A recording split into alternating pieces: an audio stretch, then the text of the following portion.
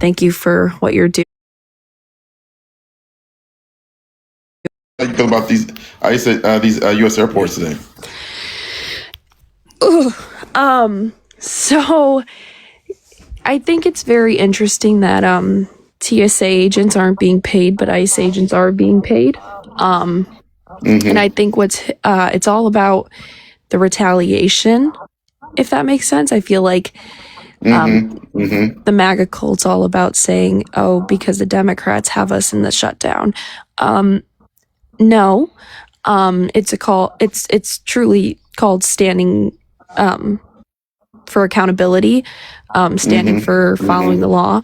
And it's unfortunate because these people are still going to work with no pay. The people that are still going to work are doing what they're supposed to be doing while also kind of balancing the expectations set by just society right now. And we continuously keep, what's a good word for it?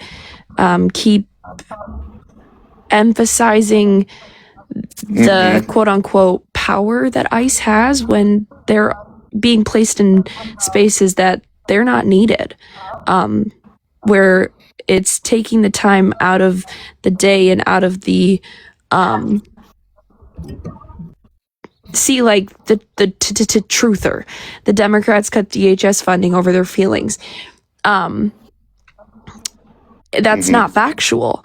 And that's what's really upsetting is there's so many people suffering, so many people facing the backlash, the consequences of the current administration. And what the Democrats can't do is, or what the Republicans can't do right now, is follow the law. Real quick. What's the word? I appreciate that. Let me bring in Hefe real quick. If you want, you can stay up for a minute or two if you like. No, it's okay. Let the people keep coming in. I appreciate you giving me the space. Yeah, of course. Absolutely. Have a great day. Hefe, I know you're probably going to have a different perspective, but how do you feel already about know, ICE? Mr. Smitty. How you doing, Miss Smitty? How you doing, man? Good. What are your thoughts about ICE? Yes, sir. I love ICE, man. As a Latino, I love ICE. Bring ICE into every fucking aspect of the world. Bring them into the airports. Bring them into restaurants. Bring them into everywhere they can profile us and get all these illegal immigrants out of here. Period. I want DACA out of here. I want everything out of here. Anything that's not legal, get them the fuck out. Period. That's how I feel. You already know, Smitty. I already know. So they're at these airports. How do you feel about them providing some level of security at the I go to the airport. Listen, I fly probably like twice a month at the airport. I welcome ICE. Please come in. Find these illegals out. I can't stand them. I can't stand illegals. Obviously, you know I love legal immigrants. I love legal immigrants. We don't say illegal. I can't stand. Hold on, it's not your time, Miss Ma'am. We don't say illegal. Let's do undocumented. Undocumented. Oh, okay, undocumented. I can't stand undocumented immigrants. Get them the hell out of here. I can't stand them. Get rid of DACA. Get rid of all of them. Period.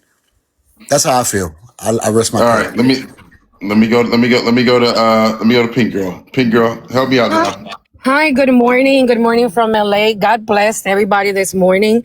It's unfortunate that what's going on right now in the world, plus these ICE agents in the airport. I hear the gentleman down below me, and I hear a lot of hatred. I think you need God in your life, sir, because this country was built by immigrants. And not only that, when you say DACA, Legal it's not immigrants. It was mostly built their by legal fault. immigrants. It's not their Hold fault. on, let's let her get her word in. All right, go ahead. It's not their fault coming to the country, the DACA recipients, when the parent brought them as a young, I work at a university and I see them all the time. Man, they're good people, getting their degree. The thing is, the system is broken, and that's what people don't understand. When UCIS have programs that you could apply to and you qualify for, that makes you legal, okay? I'm born and raised in LA. My family's from El Salvador. My mom came in the 80s from Almasty, bought property, own a business. I went to university, and it's unfortunate that because of some people that do wrong, they want to put, I'm sorry, everybody in the same bag, you know? But what I'm seeing here in the airports, you know, especially what happened in LA too, other states, is chaos. And if you're you know, a Christian, you know, because this administration says that they love God. I mean, God says, give clothes and shoes to the immigrants. Treat them as human beings. And I think that's a big part of what we're missing in this country. It's God, okay? Nobody's perfect. But at the end of the day, the system is the one that allows these people to come and apply, like the Venezuelans, CBP-1. I mean, I don't understand why they always say it's illegal. No, they some of them come illegal. So let me ask you a question, Pink, and then I want to go to Carolina. Do you think that having ICE at U.S. airports are going to potentially have people cancel their travel plans or whatever it may be? You know what? What's gonna hurt is the pockets of these airlines, okay? TSA pockets is gonna be empty. They're gonna cut your hours. Let me tell you, I work at a private university, and because of this administration, our hours got cut. And because you have not been affected by this administration, you could say, I love Trump, I love whatever, but it's hurting your pockets, sir. You got to do the math. This ain't it. This administration ain't working for the working class. Thank you so much. Thank you so much, Soko, for letting absolutely, me. of course. Thank you. Of course, man. Yeah. Let me go to Carolina, and then we'll go to Rowdy. Carolina, how do you feel about ICE agents at U.S. airports? What do you think? Well, buenos dias to you, Smitty, and all the good people, and also to the bootlickers. Yeah, this is actually horrendous, as I was pointing out over the weekend. This is probably one of the most incompetent ideas that this administration has had, and that's saying a lot because everything they've done has been incompetent. But again, ICE agents are not even properly trained for the jobs that they're supposed to be doing, let alone being able to be trained to work as TSA. It's actually going to make the lines worse. I don't think people understand that. They don't have the qualifications. They don't have the proper training to do this. As we know, they already don't know how to check identification properly, given the fact that they are detaining U.S. citizens and residents, people who are in the country legally, as well as U.S. born citizens, and unaliving them. So I don't have any faith that they'll be able to check documentation properly, even if they're doing pat downs. But the added issue is that they are also having the ability to arrest people with that. And even though El Jefe is a self-hating Latino, what he doesn't, you're going to stay on mute. So even though, he is like that, what he doesn't understand is he will be subjected to the racial profiling and pat downs. Those of us, Black and brown people, are going to be the most impacted by this because we've already legalized racial profiling per the Supreme Court ruling last summer. So that's already an issue. They've been doing this indiscriminately on the streets, or I should say discriminately, because they are specifically targeting Black and brown people. And if you guys think I'm lying, please come up here and prove me wrong, even though we have ample cases to show otherwise. So yeah, this is going to cause chaos at the airports. It's going to cause longer lines. It's also going to, sow a lot of fear in the communities, which will prevent people from even traveling. So this is just going to be bad all the way around. We have a bunch of incompetent people doing a job that they are not qualified for. Thank you, Carolina. Halfway, she mentioned you, so I'll give you a quick chance to respond, and then we're going to go to Rowdy, and then Jennifer. If you could tell your moderators quit muting me, you know I'm respectful, Smitty. I don't speak out of turn. So the thing about muting, bro, is you got to be on mute because you got echoes. I don't have echoes. I can promise you that. I don't. But anyway, what I was going to say is this, man. You know what? As a Latino, and somebody call me a self-disrespecting Latino, whatever, you call it what you want. I'm an American first, period. That's what I am. Listen, anybody that's Black, white, brown, yellow, pink, purple, whatever color you are, as long as you're American, you my people. You know, I always get this shit all the time. Why do you go against your own people? No, America.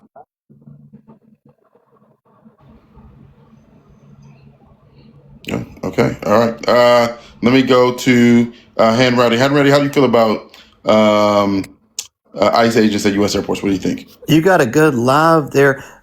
Carolina, what black folk do you know that's been getting attacked by ICE? Number one, it's Carolina. Number two, we have several, including Keith Porter, who was unalived by ICE agents. We also have several instances of Black U.S. citizens being removed from their vehicles, including a woman in Minnesota who was ran off the road by ICE agents, caused her to total her car, ripped her from her vehicle, detained her Thank you, Aaron. asking while she was screaming, "I'm a citizen, I have ID." Yeah, there are plenty of instances of that. I've never met one, nor do I have any family members that I've never heard of that black people are being targeted by ICE. Oh, well, we have plenty of examples. I don't know if you're I don't know aware, of but Black one. people can be immigrants as well. And Black U.S. citizens are getting swept up in these raids and these illegal, unconstitutional detainments. But we have several instances of those. Never So heard let of me one. Henry, how do you feel about ICE at airports, though? How do you feel I about think them? it's good. Carolina, though, I didn't know that Again, because my name is Carolina. Thank Lena, you. Carolina. Yes, I've corrected you twice now. Oh, Carolina. thank you for that. I like that. I'm into it. So you're saying because I'm white, I can just walk right through the airport? That's awesome. So sorry. Did I say that anywhere? Yes, you did. Where did I say that? You said that if you're black and brown, you're going to be targeted at the Correct. airport, right? So I get to walk through free. You're right. That's not what that means. What does it mean then? I wouldn't be targeted, or how does the target thing work? You still have to go through TSA regardless of what race you are. We're talking about being targeted before even getting through the line of security. So outside I could get by, but when I go through there, then they get me, is what you're saying. I'm not sure if you're slow or willfully obtuse, but I'm pretty sure you heard what I said and you're just trying to misconstrue. No, I'm trying to learn. You said because I'm white, I get to go past a certain checkpoint. Did anybody hear me use the word white? 1 in the chat if I said white, 2 in the chat if I didn't. You said black and brown. What's the others you're referring? So Asians and white can go through. I never said that. Well, who can go through with less problems? Nobody can go through without Well, you going just through said TSA. Hold on. At the airport. 1 second. Nobody can go through TSA or go get by without going through TSA. What I stated was with ICE agents and doing their random checks that they do and being able to quote unquote arrest people, they are going to be doing what they already do on the street, which is target black and brown people. They're targeting, so they don't look for white people and check their papers. Smitty, I don't know what to do with this. He can finish. No, his I'm statement if he asking a wants, but I'm so question. confused. What did I say that was inappropriate? I just It's not asked about a simple inappropriate. question. You're not understanding what was said. And again, I'm not sure if this is intentional or you have some sort of Let's do this. Let's do this. So, Henry, do you feel that white folks in America are targeted at the same levels as black and brown immigrants here in America? No. We're targeted way more. Okay. We are Do you have a definitely source, or targeted. We are lower class. Why do you feel that citizens. way? Why do you feel Because that way? let me ask you this. Have you ever been around a lot of black people? I'm gonna say yes. Okay. Have you ever been white around a bunch of black people? Did you just ask a black man if you've been around black people? I did. Are you okay, Carolina? Have I been What's white wrong? around black people? Yes, I asked No, that I don't know question. where Are you you're okay? going. What was wrong with that Why don't you question? just tell me where you're going, Henry? So no, Okay. I have not. I have. I'm not allowed to go where you go. You can go anywhere you want in this country freely. I'm not allowed to. Do you think I can go to a I don't know Prairie what you View? mean by that. When you say you're Can not I go allowed to a Prairie View and Grambling gang? Could I Of go with course. my family and be peaceful course. and have? You're saying that I could go to Dallas, Texas, and South Oak Cliff as the only white person? Mm-hmm. You're okay. You definitely do not. You're not in reality. Okay, that's fine. So you don't think that when you fight one black person, you have to fight a lot of them? Are you familiar with? Henry, we're gonna let you go, man. Yeah. We're gonna let you go. We're gonna let Henry go. I I think he's either trolling or he's I don't think he's serious. So but see, that just doesn't work on me, y'all. You know what's funny is when I was a kid in LA, right? There would be some white people that would come into our neighborhoods. Do you know that the police would stop the white people and escort them out of our hood? So all I've seen is VIP service when white people get in a black But neighborhood. Smitty, imagine him So- in Houston while violence Yeah, right. exists and they do not allow black people into the town. Like, Right. oh Exactly. my God. Okay. Anyway, so if you want to come up and you think that ICE being at U.S. airports is good, and we can have an interesting discussion, I would love it. So I know there are quite a few people that do support this, and feel free to come up. Jennifer, how do you feel? You know, I was watching all of the footage this morning as I was getting my daughter ready for school, and I am just baffled.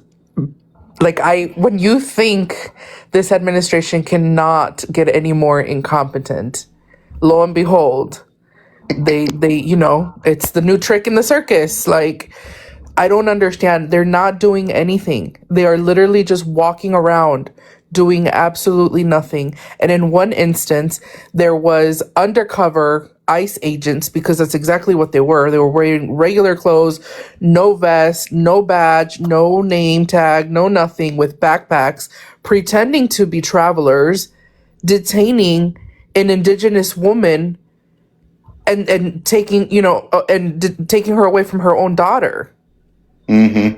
It's insane. It's crazy. And when there was a reporter, I believe, that was actually recording on her phone, was asking, what's your badge number? What's your badge number? How do we know, like, you're not just some random kidnapper? Because literally they had nothing on them, no markings. They just kept ignoring. And Carolina's right. The lines have gotten worse. Nothing more than literal mall cops. Hey, I hear you, Jennifer. And again, this is why I want people who think this is a good idea to come up. How does any group of people, even let's just take the fact that it's ICE, right? Take that out of it for a second. How does any group of people, right? Otto says, "Thank you, Trump." Otto, please feel free to come up if you like. How does any group of people get prepared to do TSA's job in 2 days? Like this, like you could take the 400 people in this live and say, "Hey, okay, we're gonna start doing security. Don't we have to get trained? Don't we have to understand the protocols?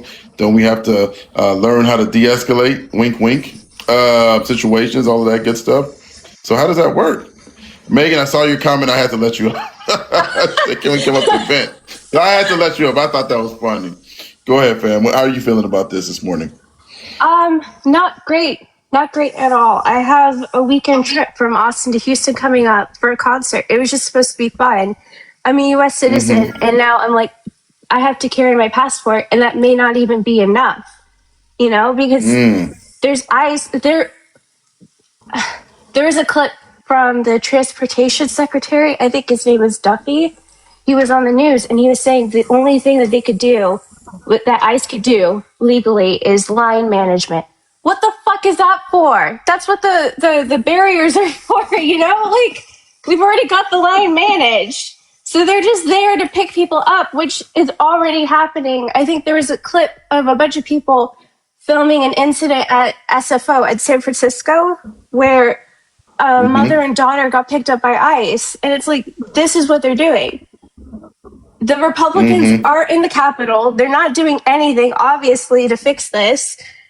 And I think the whole plan is to not fund TSA at all. Like, that's why the bill to independently fund TSA through negotiations keeps failing 7 times, because they're not going to fund TSA and they're just going to have ICE do everything, even though that's not like the intention of ICE. ICE is just supposed to work on judicial warrants, not pick people up off the street randomly because of racial profiling. Yeah, you're not gonna find much disagreement with the folks on this panel. All right, let me go to be fair. Speaking of, I think potentially someone who may have a different opinion. DD Carr Harlow, are you there? Am I on mute? Yeah, there we go. Now we got you. Yep, I can hear you. I mean, I'm going to start off just by giving knowledge about what I know about ICE. I'm an immigrant myself. I'm from Africa.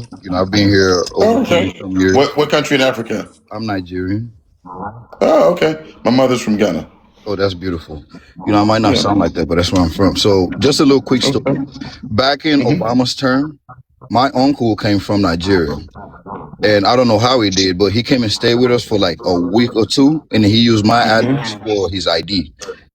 Not even 2 weeks later, I'm talking about like 7, 10 ICE came to our house and just came and raided the whole house looking for him. So I just wanted to let y'all know that this has been going on for a long time, and I actually witnessed that personally. So how should I have felt when they came to the house to come break down the house and then just come, ransack the house looking for a guy that wasn't there? How did y'all expect me to feel? But I accepted it because I felt like it was normal.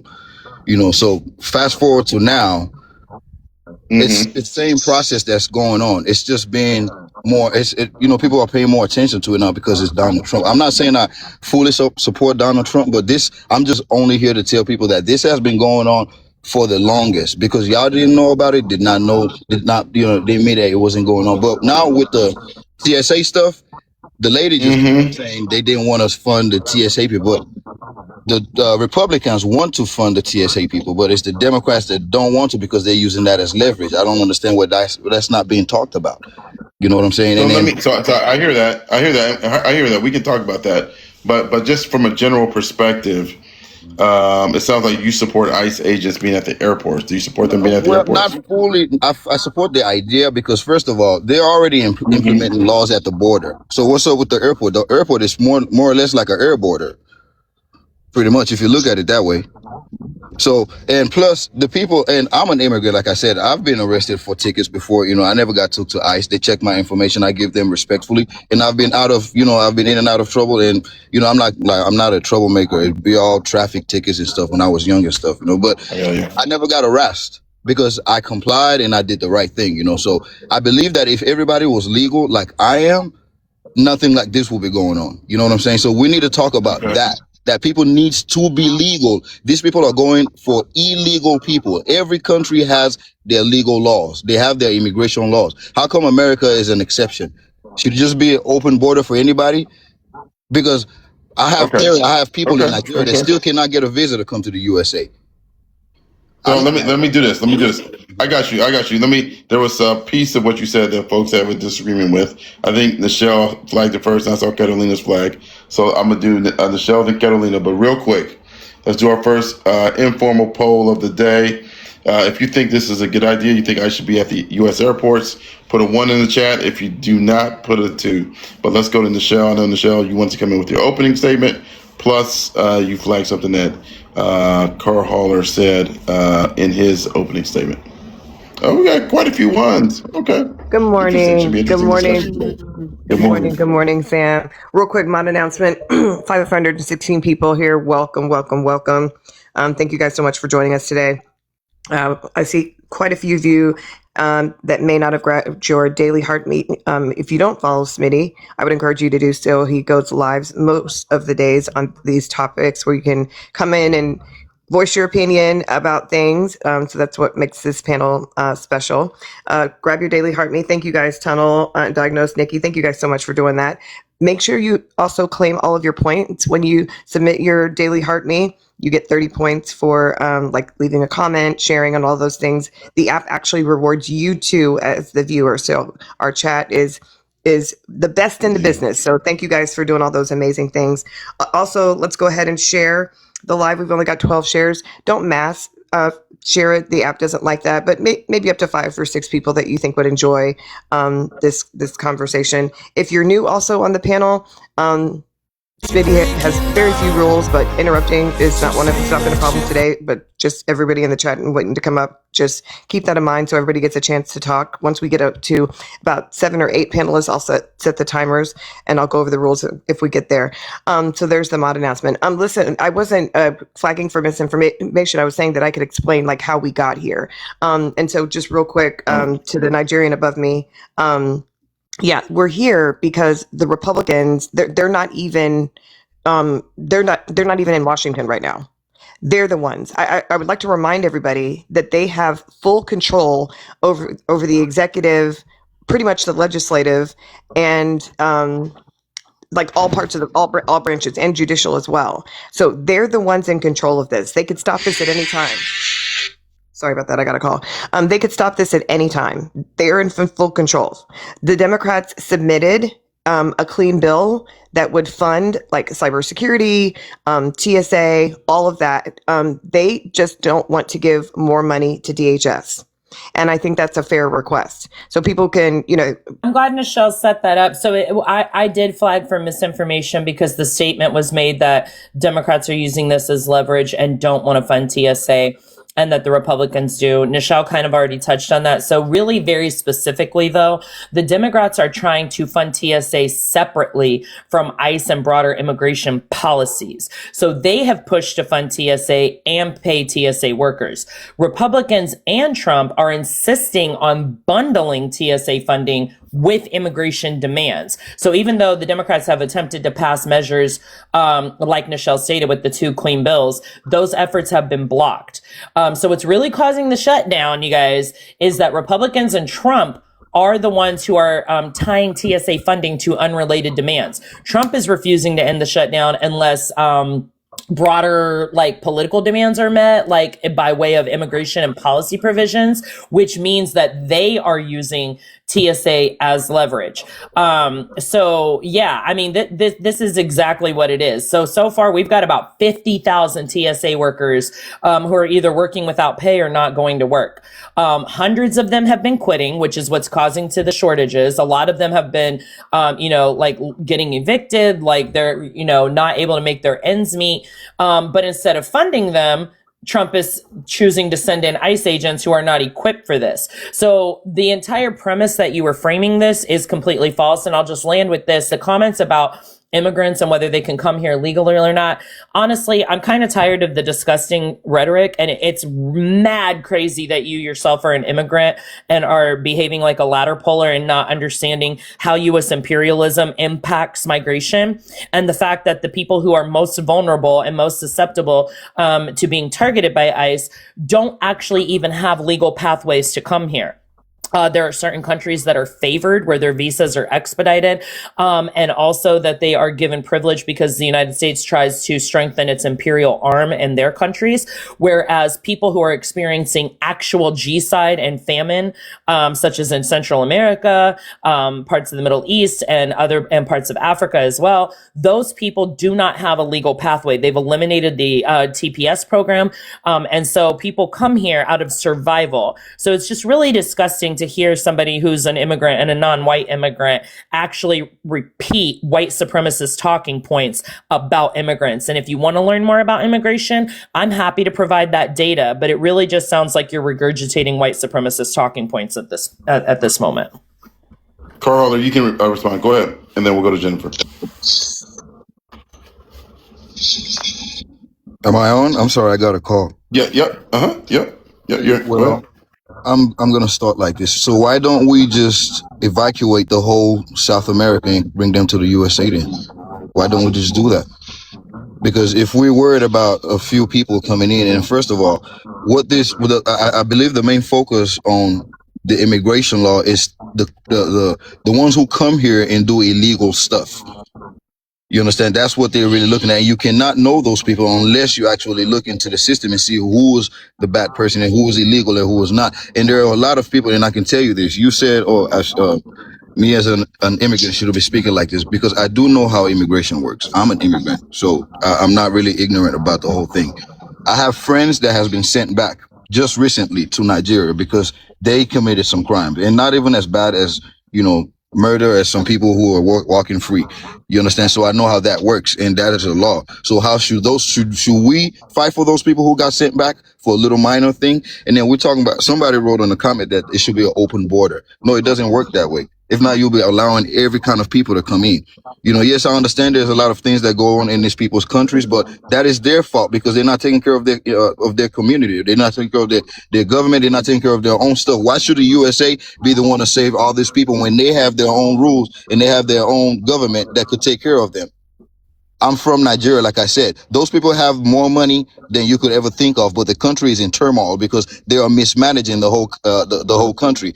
And then when things like when the Muslims attack the Christians, now they want the USA to come intervene. When they have their own military power, they have their own everything, they have their own resources to take care of themselves. Why are they fleeing to the USA? And then when they come here, all they do is commit crimes and come here and depend on the American taxpayers and just be lazy. I've seen that happen too many times.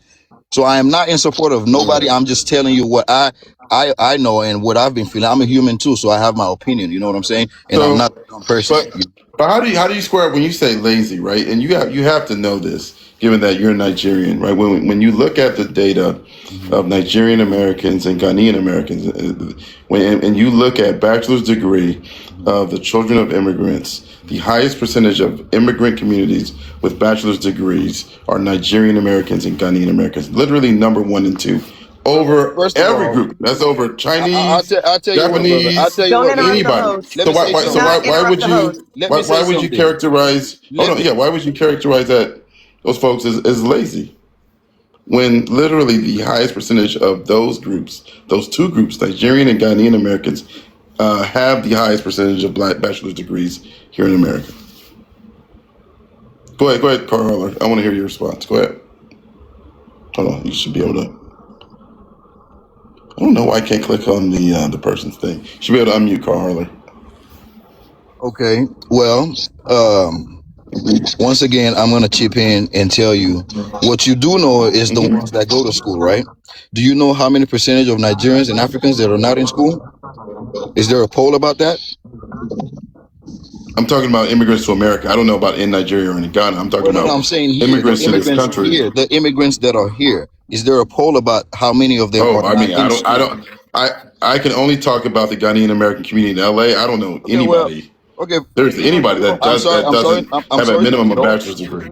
Okay, I'm sorry to I'm just indulge, telling but you. I don't know. how much of the people who come from Ghana that are in America go to school? Do you know that poll? I would say a high percentage. I don't know the exact number, Okay, but well, again, I'm speaking anecdotally. I'll admit to you, right? But I'm saying in the community in LA, because I know the community in LA very well, a high number, very high number, very high number. okay, well, I'll You tell don't you think this. so? You don't think so? Oh, trust me, we're smart people. We're intelligent people. I can tell you this. You know, I'm 36 years old, right? And I've been here over 20 some years. And I've been to clubs. I've been to high school. I've been to college Have the here. I've been numbers, to Smitty. everything through here, right? So I can tell Okay. you this.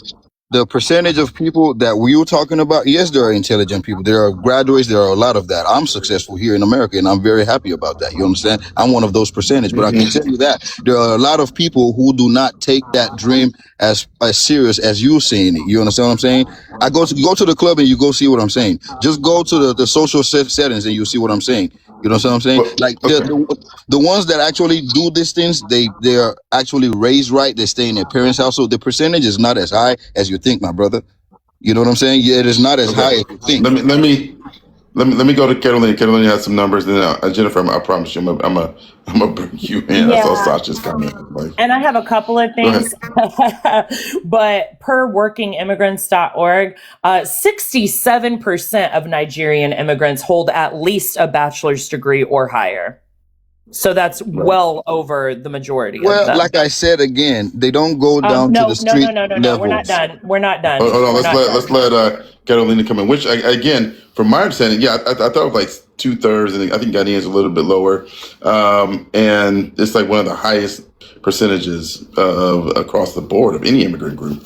Yes, and if we break it down to second generation, 71.1% of Nigerian American women in this demographic hold a bachelor's degree or higher. So that's number one. Number two, you made a claim that what's wrong with Nigeria is mismanagement within the government.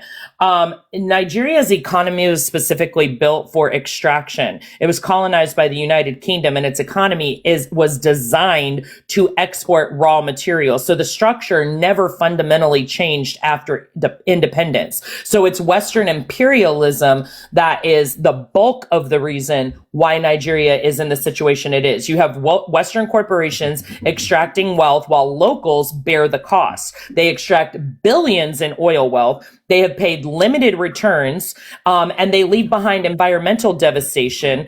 And this has resulted in a loss of farmland and fishing access for local communities. They receive little infrastructure investment from these corporations. So the fact that global financial institutions shape Nigeria's economy, like the IMF and the World Bank, this is where they have pushed for austerity measures, currency devaluation, and removal of fuel subsidies. This results in higher cost of living increase poverty, and reduce government capacity. So while there may be some mismanagement within the government, the bulk of what is causing the economic strife in Nigeria is due to Western imperialism. If you have any statistics that would counter that, I'd be happy to listen.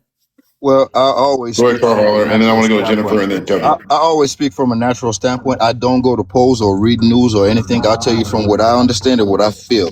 I'm from Nigeria, and when I say mismanagement, I say that to the highest level. Okay. Now, these people in the government, you're saying Nigeria was built for extraction. Okay, yes, extraction, right?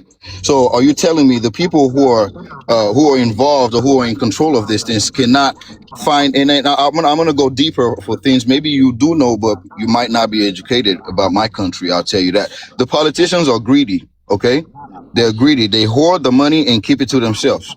They do get paid by this IMF and all these So, organizations. Didi Carler, respectfully, what country do the politicians not do that? I understand, but at least we know there's corruption everywhere. But at least America is The using it well. greediest here in But now, America.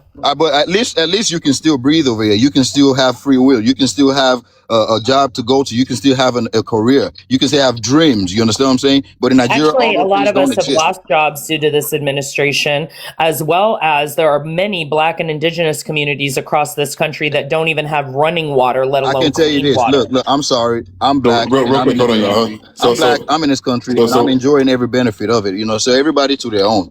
You understand? I've never been denied anything when it comes to rights or just being happy. I've never been denied that. So that is on everybody's personal view. Because the same thing that I'm Okay, in Texas, and I'm in Texas. I'm in Texas where everybody thinks it's so racist and so bad, but I love it in Texas. You know what I'm saying? So it's from everybody's perspective. If you do well in life and you actually pick the right choices in life, you should be doing well. And I So mean, real quick. Yeah, let me go to Jennifer. Go ahead, Jennifer, and then oh, by the way, we got a Swan raid. Wait, hold on. We got a Swan raid. What's going on, my Swan Raiders? You know how I feel about y'all. You guys are the most dedicated group of people here on this app. I appreciate all of the Swan Raiders, and thank y'all for coming in. We are talking about ICE at U.S. airports. They're going to be at 13 airports. Somebody just said, what did we walk into? You walked into a very interesting discussion about ICE at U.S. airports. It's kind of moved over to talking about corruption in Nigeria and talking about the experiences of Nigerian American and other immigrants from sub-Saharan Africa, specifically Ghanaian American immigrants. But we will get back to topic here in a bit. I think this discussion is good overall when we educate on the immigrant experience as well. I think that's important. Jennifer, your thoughts, fam, and then we'll go to Cubby. There's so many things wrong with so many things he said. Like, just because it's not happening to you, Car, doesn't mean that it's not happening at all, right? Like, we are the biggest economy in the world, and yet we have high poverty levels. We have an issue with food insecurity. We have an issue with housing insecurity. We have an issue with our education system. I mean, there's so many things wrong. But just because you're okay doesn't mean that everybody else is okay. That's number one. But I did want to go back to what you were talking about, evacuating South America. I don't even know what that means. And specifically speaking on how, you know, people need to worry about their own country and make their country better. I just want to remind people, and Carolina touched a little bit on this, that American interventionism is a thing, and people can try to make their government better all they want, but when the US continues to intervene in those countries, propping up or destabilizing governments so that we can put our person of choice in leadership so that they can help us and our interests, right? Essentially exploit them. They're never going to be able to make it better. And this is what we have done historically for over 100 years in Latin America specifically, but all around the world. So you're asking people to literally not only go and fight their own government, but also fight the US, because the US is also doing things in their country. So as long as the United States continues to intervene and destabilize these countries, we're going to have large waves of immigration into the United States. That's just how it goes. You cannot talk about one thing and not talk about the other. You want less immigrants to come to the United States? Stop intervening. But if we're not going to do that, if you're pro-intervention, sorry, Smitty, if you're pro-interventionism, then you better be pro-immigration. Thank you, man. Hold on, Carla. Let me get Covey and get her opening statement because I definitely want to hear what she's got to say. If you are in the request and you do support ICE being at U.S. airports, you think it's a good idea, put a 1 if you're in the request. I don't want Carl Harlan to be the only one that feels this way, so I do kind of want to balance the panel a little bit. So to be fair to you, right? To be fair, I'm still listening. I have a lot to say still, though, but it's fine. Oh yeah, no, I got you. Let me let Covey come in. Then. Good morning, little sis. How are you, fam? Hi, good morning, Smitty. I actually wasn't planning on requesting, but I heard the misinformation about like Africans, so I came up and I really wanted to address that if that's okay with you. Of course. Number one, the general average when it comes to like bachelor degrees within the US is about 33% have a bachelor's degree. When it comes to African immigrants, though, African immigrants are among the most highly educated immigrant groups within the US. About 40 to 46% of first generation African immigrants have a bachelor's degree or higher up education. When it comes to Nigerians specifically, it's about 60%, I think, if I'm not mistaken, 60 something percent. And then you have second generation, third generation born are going to be even higher than that. So this idea that African immigrants are just not educated and lazy is misinformation. Secondly, I wanted to mention the Nigeria part. I feel like this is disingenuous when people say it's corruption and mismanagement, because yes, corruption and mismanagement exists 100%. Nobody's going to deny that. The real question is, why is Nigeria's economy dependent on oil? So 70 to 90% of Nigeria's export revenue is oil. That oil industry, by the way, was created by the United Kingdom. Right? When the British colonized Nigeria, they actively built the economy to be able to move resources out instead of integrating like domestic markets, right? And so up until today, you have Nigerian economy depending 70 to 90% of its export is on oil. Now, when we look at the major corporations that are operating within the Niger Delta, they include companies like Shell, companies like ExxonMobil, companies like Chevron, Total Energies, Eni, right? So you have multinational corporations that are coming in there and they have a huge, large share of oil wealth that leaves Nigeria, right? Which Shell itself has actively been sued multiple times for this case. And on top of that, you have the IMF and World Bank loans as well. Those loans, by the way, especially in the 1980s and 1990s, there were these programs called SAPs, or like structural adjustment programs. The austerity measures that they implemented in Nigeria were disastrous, right? Which means the currency had to be devalued. The market had to be opened up even more for more multi-corporations. There was a privatization of these state industries, and a quote unquote liberalization of trade within Nigeria. So what it actively did was, yes, a lot of Nigerian elites were corrupt. They thought about themselves. They accepted these policies. But the problem is that these policies destroyed the economy. Especially, like, I don't know why DDC is not going to tell you about how also this debt has involved institutions and creditors that have been linked to the Paris Club or the London Club. Basically, everyone has their hands in Nigeria. And lastly, you also have China. China actively, right, through China Exim Bank and also China Civil Engineering Construction Corporation is also actively involved within Nigeria, right? So more money is leaving Nigeria than entering it. So yes, if you are lazy enough to not actually have a deep analysis into what is happening on the African continent, you could just say, oh, Africans are just a bunch of lazy people. They're all uncivilized. They're just sitting there unaliving each other. It's just all one village. They cough on each other. Everybody has Ebola and AIDS. And then that's all, right? No, I'm African myself, and you're spreading misinformation. That's why, right? So you could simply sit here and be lazy with your analysis, or you could actually sit down and ask yourself, yes, corruption is an issue. Weak institutions is an issue. Governance problems is an issue. But the issue is, why were these economies created around resource extraction? And second of all, why every single time an African leader like Thomas Sankara gets into power to nationalize their resources, they get unalived by the West? So be honest with your analysis instead of being disingenuous and lazy. Okay, well, I do see a problem. DD Carharder, I would advise you be very careful, brother, because that was a trust me, I heard everything she had to say, brother. Everybody has an opinion. Now, let me tell you something, brother. Okay, now they said that was facts, though, man. She said this. Facts, right? Facts.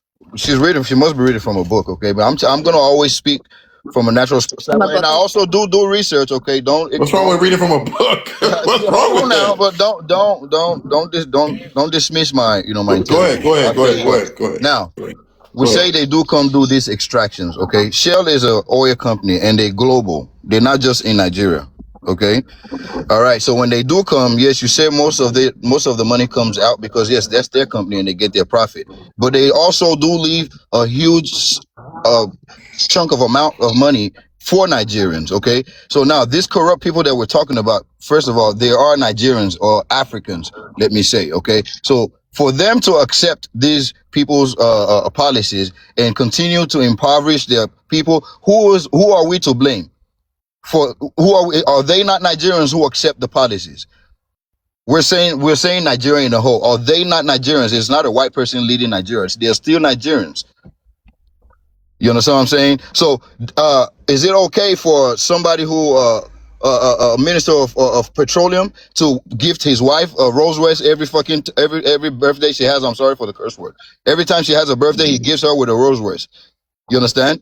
So it's all about mentality. These people have the sense to use the money for the people. Julius Berger has been in Nigeria. They're construction companies. They construct our bridges and all that. Why don't the government actually utilize them and construct the roads and make roads easy for people and make insecurity easy for people? There's a whole lot of stuff that these companies actually come do in Nigeria, but the Nigerian people are the ones actually messing things up for Nigerians. It is not these people. So let's go around that. Our president right now has been rich for so long, and he's getting even richer. He came on TV and told people there's nothing he can do about poverty.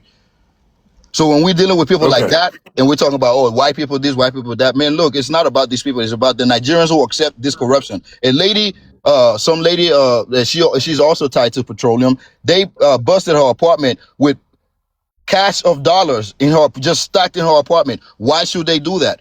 That is still a decision that people make for other people to suffer. So no matter how you bring this up, it is still Nigerians who accept these policies. They can do better with themselves. When we were under military, Nigeria was striving. It is when the civilians took over, Nigeria started acting up. Do you understand? So I understand about your information, but this is real, and this is from a citizen of Nigeria. I was just in Nigeria. I'm not so real quick, Carlin. Okay, so Covey addressed the point. You made your rebuttal. Let's take it back to ICE being at these airports. Right. You think this is a good idea? What I'm trying to understand. Not to the full extent. I said, okay. Not to the full extent. I should have said, what I should say. So why don't you clarify what you mean by that? There should be a sprinkle of ICE, even from time being. There should be a sprinkle of ICE people at the airports as well, because yes, the airport is a very, very important place. There are people coming in and out. You understand? They check for guns, they check for weapons. One time I had a bullet in my bag, and I forgot that because I used to own a security business. I had a bullet, just a case of bullet. They singled me out. So that's something, that they, it's a part of security as well. And ICE being there could also ease off the people who are coming in illegal. Okay, now I can tell you this one time. One of my cousins got a visa to come to the USA, right? When he got to the airport, he got sent right back. And I understand that TSA did their job on that, but ICE can also help with that. They can detain people and take them to. I don't know what ICE does, but I do believe that they have places they keep illegal immigrants until they go through their paperwork. Hold on, We've Did got you a just say you don't know TSA. what ICE We've got a does, and TSA then you're worker. arguing? Yeah, we've No, I got a know. T. Okay, ICE, they come arresting thank illegal you, thank immigrants. you. You literally derailed the entire topic. We got it. We have a TSA worker in the chat that wants to come up. Okay. If you'd like to Oh, okay. come up. What's the name? Joe. What's .tii. I asked if they requested. He said, "Please let okay? me." I'll take a look. TSA worker worked at multiple airports. If they come up, they can speak before me because I'm interested in what they have to say. Oh, I think I see. Okay. All right. Thank you, Swan. I appreciate you, fam. All right, let's bring up Joe. Yeah, what would you like to add to the conversation? I'm gonna just start off by saying I don't think ICE is qualified to be me working at TSA. They spend 4 to 6 weeks right now currently to even become an ICE agent, boots on ground. TSA spends up to 6 months just to get trained. They wouldn't be able to do x-rays. They wouldn't be able to do pretty much 80% of the job. So standing on an exit lane, telling people where to stand in line isn't really much of a help. And that's pretty much my stance on that. Besides that, that's just facts. Like, I don't know this whole what are they going to do? How are they going to help? It's just not going to happen. Like, I just don't see it. Okay, I appreciate that, Joe. Yeah, I appreciate your perspective. Let me go to Swan. Go ahead, Swan. Open the statement. What do you think? Yeah, I think this is pretty concerning. I think the frustrating part about this is that we wanted to see, well, it's because people want to see reform happening with ICE, or I would say at the very least, like them holding themselves accountable.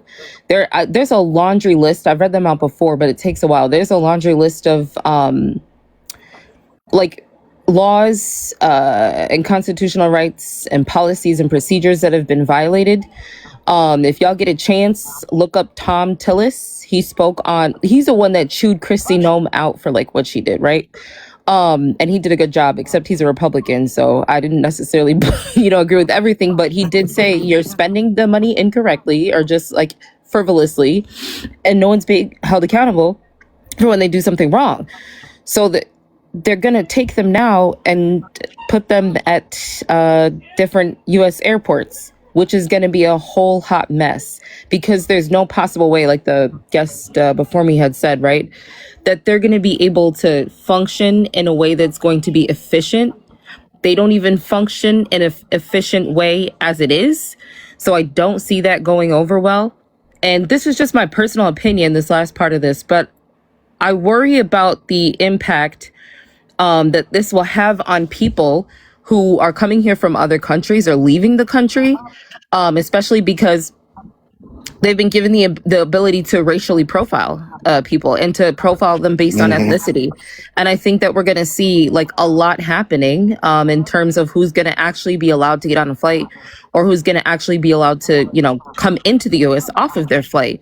They have been trained to target people that are not white, right?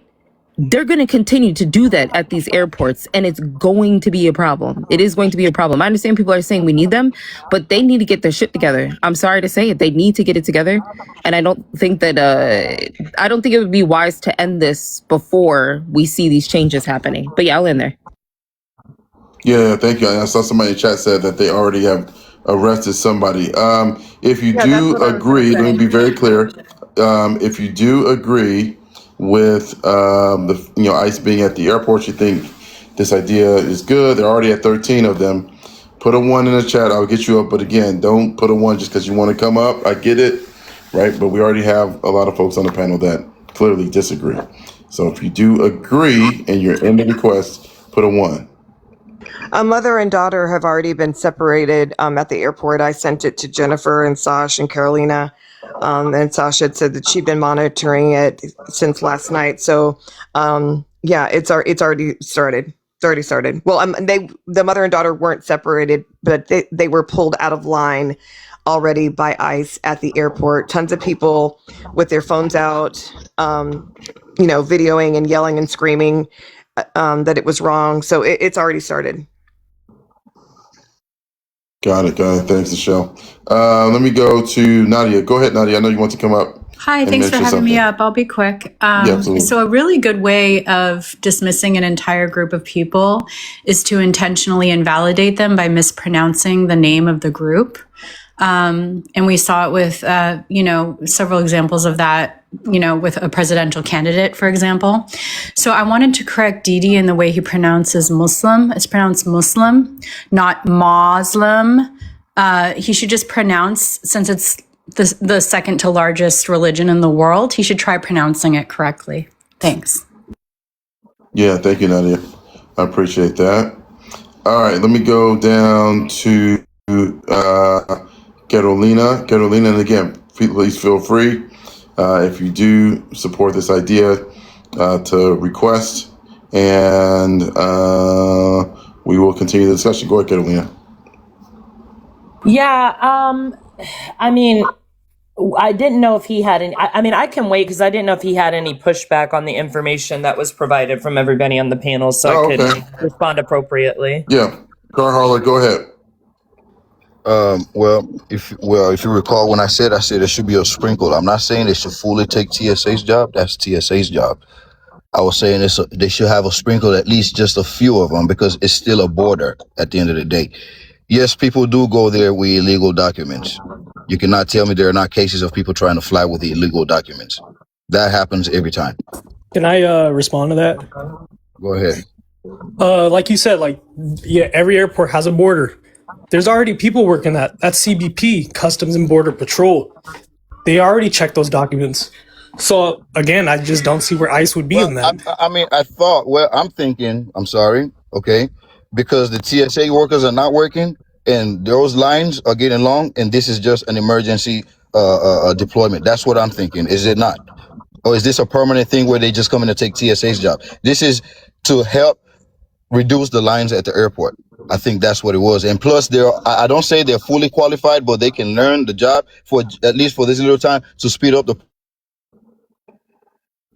I mean, personally, I think they would just be more drawbacks than, positivity. Like, as TSA, we're trained to keep the environment as calm as possible. That's what BD is for, behavior detection. If there's a calm environment, there's people that will stand out or people that are maybe more nervous.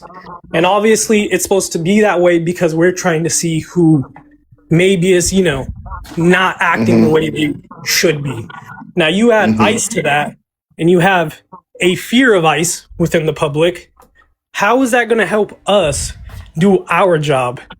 That I just see more negative than positive. And I'm going to just keep going back to that. It took me personally 8 months to get certified at TSA. And that was just my phase 2, after phase 2. There are certifications I do after that. I just don't see any position ICE would be in where they'd be ready to, do work in a stressful environment like that. I mean, again, I don't know what they would do besides telling people where to stand in line and making sure no one turns around and walks into the exit lane, which at other airports, third parties already do. TSA doesn't even man exit lanes at certain airports because they have a third party already doing it. But again, every airport's different. I still don't see how ICE would be, beneficial to airports. And that'll be my stance on that. Yeah, let me ask you a question. What do you think the impact already has been of this this partial shutdown where TSA agents aren't being paid? Like just the impact of that on the average TSA agent? You talked about people that, are Joe, stressed. Most people at work are already taking money out of retirement to pay for bills. As TSA workers, yeah, it's obviously going to be a stressful situation, but it's not something we haven't done already. There have been government shutdowns before, and as TSA agents, we're still trained to work the same way. People keep saying, if you're not getting paid, why show up to work? We have to show up to work. If we don't go to work, we're fired, right? So, like, for example, I work at the Portland airport here. We have wait times less than 30 minutes. Not every airport is struggling, first of all. It's the big airports. And they've already sent, like the article says, 13 airports have received ICE agents this morning. If you watch what they're doing at those airports, I don't see anything beneficial. We literally are watching ICE agents standing, telling people where to go in line, and again, manning exit lanes. That doesn't speed up process. that is not going to speed up how quickly you're going through that airport. On top of that, it's spring break. We're already seeing an influx of people because of spring break. This is, again, common. The only thing that's not common right now is a government shutdown, which could be fixed if the government would decide to pay TSA agents money, right? If they would get the budget. The one thing that people don't want is to fund TSA alone outside of the entire DHS. Republicans do want to fund the entire DHS. ICE agents who would be getting paid to be at these airports would be with TSA agents who are not getting paid. So morale speaking, like morality, that's not good. You got people that you're bringing in to help that are getting paid for things, and they're kind of the reason you're not being paid. That's a good point. Regardless, Good point. I'm gonna mute myself. There you go. You got it. Yeah, thank you, Joe. Go ahead, Catalina. Yeah, and just to be clear, the Republicans do not want to fund TSA. The Democrats are trying to fund them separately so that they are not infinitely tied to the rest, to ICE and immigration policies, as they should not be. The Republicans know this, and the Democrats have put forth, again, Nichelle stated, 2 clean bills that would be able to fund TSA. And the Republicans are refusing to vote on it. They're not even in Washington. They have no interest in funding TSA. So I just want to make sure that's very clear. But additionally, with what, oh my God, I almost said King Money because, you know, an immigrant who supports white supremacy. Anyway, my bad. I'm so legit. Anyway, Dee Carr. My bad, y'all. Anyway, him, you know, get confused with all the bootlicking and whatnot. But anyway, stating that like people would be trying to use false documentation, like by the time that they get to the point where they are checking the documentation, like that is a very solid process. What we are having an issue with is that TSA or ICE agents, number one, are not equipped to do the job they have. They are undertrained. I have a lot of choice words for those imbeciles and incels. But they are not equipped to do the job that they have as ICE agents. They let alone be able to do the job of TSA workers. And I will state that is a fact. Like, it's insane that these ICE agents are going to get paid to be working alongside TSA agents who are not getting paid. That is a Republican policy, and I want to make sure that we're very clear about that. This is no defense of the Democrats, but we have to call out exactly what it is.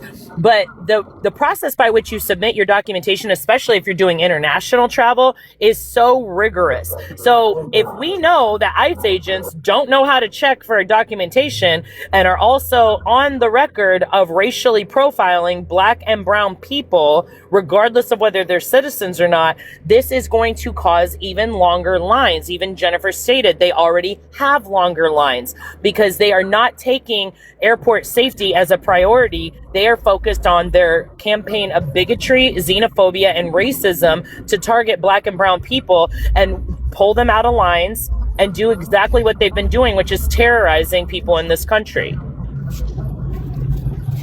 Okay. All right. Let me go to Bible. Bible, how do you feel about ICE being at the at U.S. airports? What do you think? For me, I 100% agree. I'm an immigrant too. I'm from Ghana, but you know, I might not agree with so many things that our president is doing. But in most part, I believe that majority of Americans need to appreciate what the president is doing. Whether we like it or not, he's our president. We voted him in power. He's having 4 years. You know, we voted him in power. Hold on. No, go ahead. You know what I mean? So listen, you guys in the chat, y'all need to stop. All right, hold on. Let's give him his timer back. Go ahead. Yeah, we voted him in power. I'm not laughing at you. Go ahead. He didn't just work himself up and become a president. Some people voted him in power. You know what I mean? I don't understand why some people always go after him that our president is not doing the right thing. He's doing everything in his power to protect this country, regardless. You know what I mean? There's so many things I disagree with him, especially the war in Iran and other things. Obama did worse, but just that Obama handled so many things, you know, under control that people didn't see it. Obama did worse. Obama also, waged a war with Libya. We all know. Why are we not talking about it? Obama deported a lot of people. Why are we not talking about it? Black Life Matter thing, movement thing. Obama, soldiers, military people killed a lot of people. Why are we not talking about it?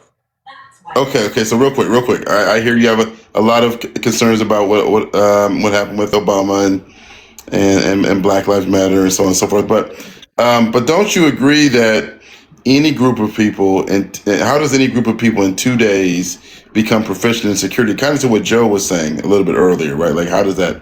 How could any group of people, whether it be ICE or whoever, even if you like ICE, how do they get proficient to be able to help TSA in 2 days? What do you think about that?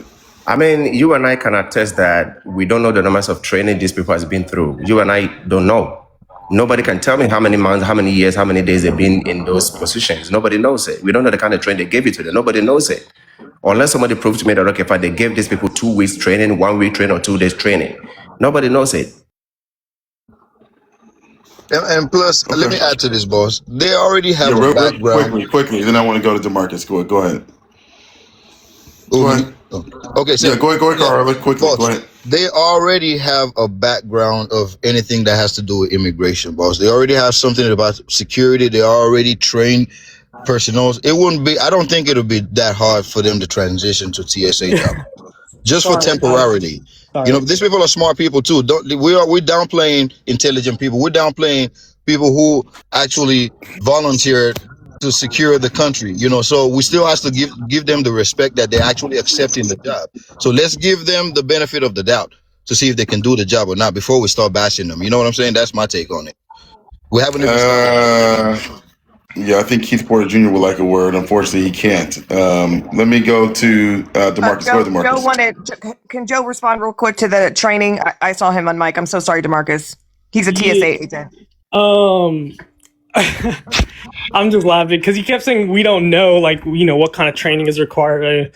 So I do know, and that's what I'm trying to tell you. It's not gonna happen. It's not taking a few days to do a lot of the positions we do at TSA.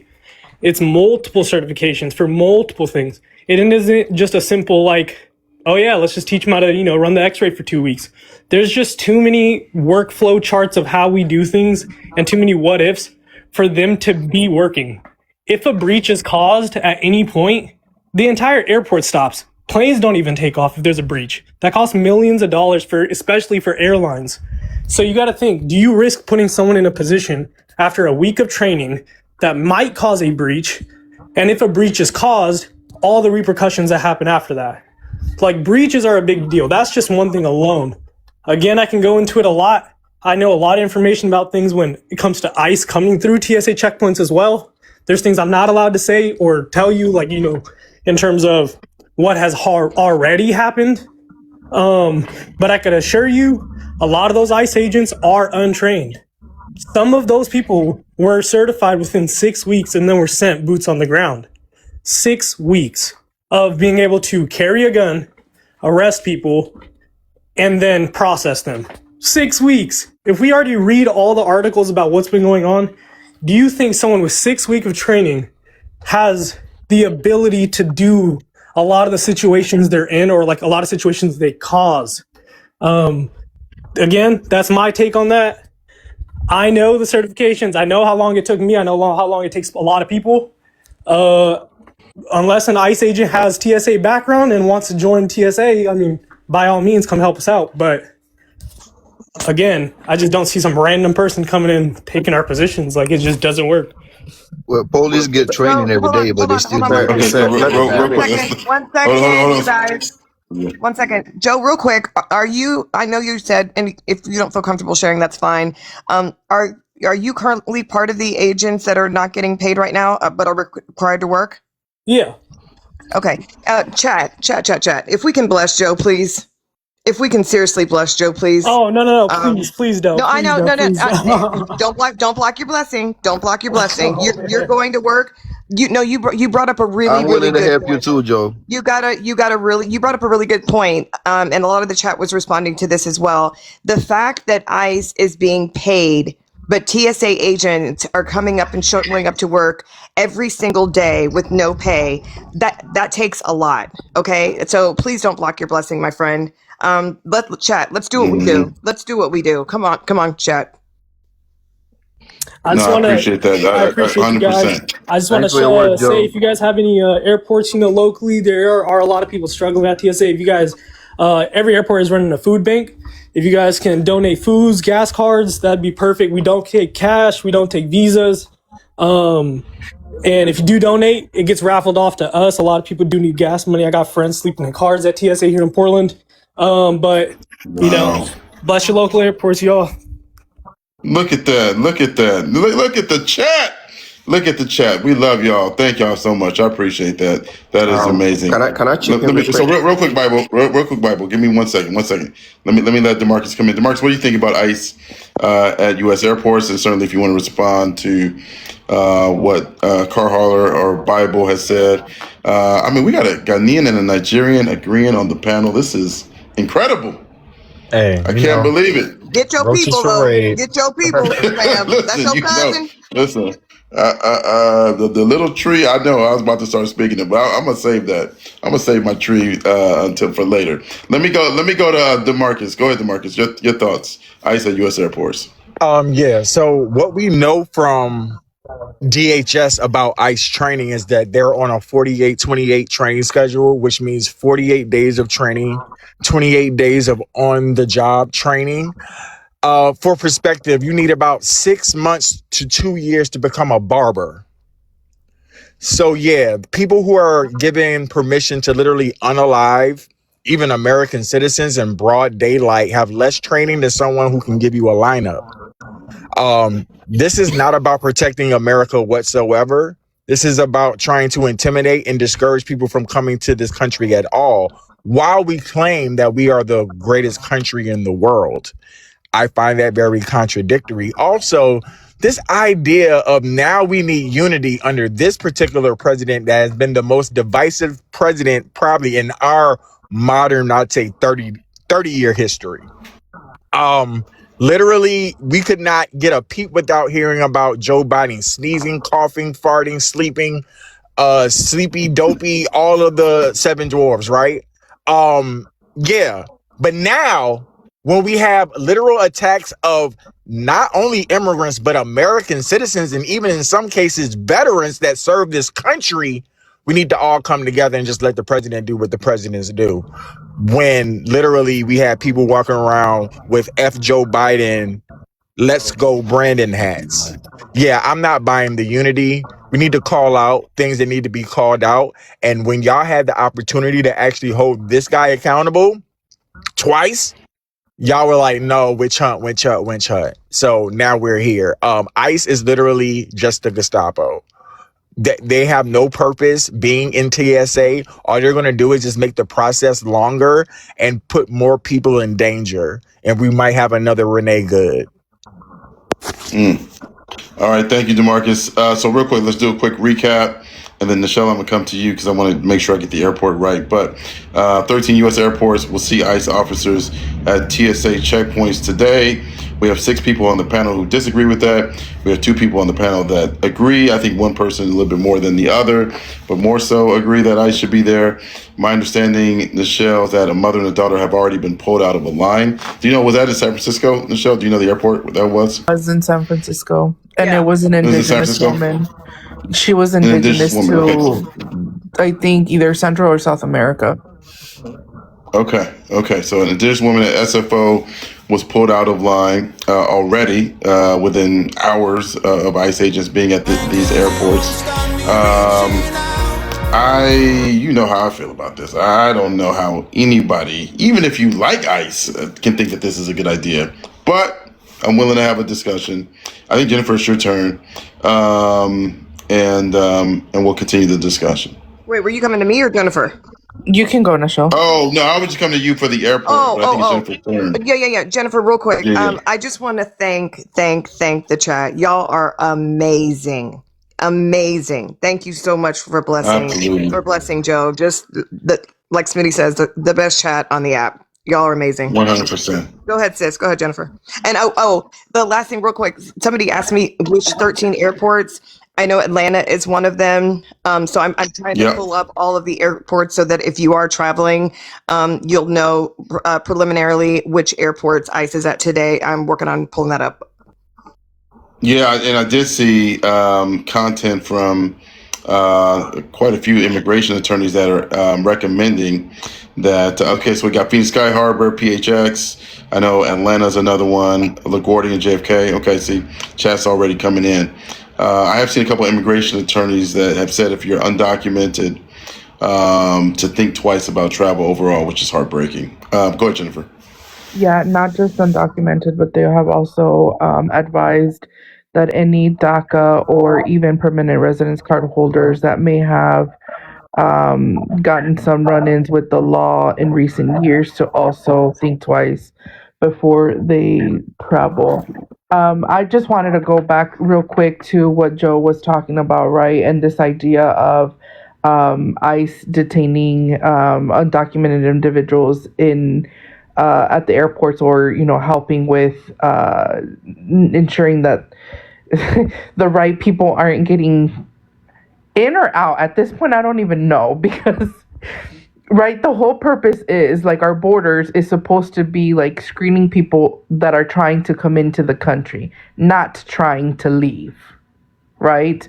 And when you're talking about airports and coming in, as Joe already said, there's a whole immigration and customs part that people, when they leave, when they get off planes that are international flights into the United States, they go there before they can even go into their checked bags, right? They go through the whole immigration process with customs enforcement, and there's already border patrol at the airports that do this job. So again, having ICE there isn't going to do anything. It's not going to speed up any process. It's not going to make anything more efficient. They're literally just standing there intimidating people.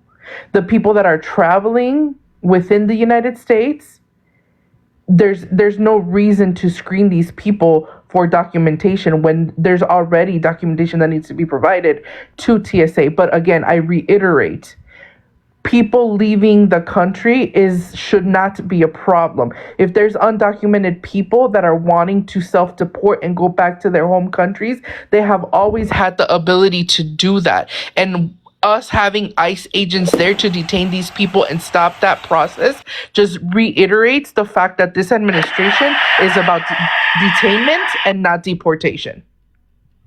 I land. Thank you, Jennifer. I appreciate that. Carolina, go ahead, and then we'll go to Swan, and then we'll get Dee Dee back in.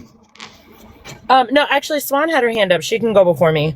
I was just going to tell you Okay. you were on mute because I saw you talking. Thank you, fam. Yeah, appreciate you. Swan, and then Carl Harlan. Yeah, sorry guys. I'm just going to read off the list. I'll try to make it quick, of things that ICE agents have gotten wrong so far, just to maybe help the room understand how inefficient and harmful and problematic they are, more so to the two people who are opposition on the panel. So during the second Trump administration, immigration and customs enforcement agents have been accused of violating the Fourth Amendment by conducting warrantless home entries using administrative warrants. Policies have shifted to authorize forced entries to arrest individuals with final deportation orders, while agents have used deceptive tactics such as impersonating local police to bypass constitutional protections. So there's that. Obviously, due process violations. The administration expanded expedited removal and restricted bond hearings, reducing legal protections for immigrants. Agents have reportedly deported individuals without due process. The expansion of detentions, despite legal challenges, including thousands of habeas petitions, legal changes have empowered ICE to detain more immigrants, including those with pending cases. Abuse of authority and tactics. And I think that this is the one that people are really concerned about, with them showing up to do a job that they've never been trained to do. Reports indicate ICE agents have used intimidation tactics, racial profiling to arrest individuals, sometimes disregarding legal or protected areas. Unlawful deployment. ICE and CBP agents are used to suppress protest activities, violating First Amendment rights to free speech. And then third, country deportation. A federal judge ruled in February of 2026 that policies deporting immigrants to other countries other than their origin were unlawful and violated due process. And let me make myself very clear.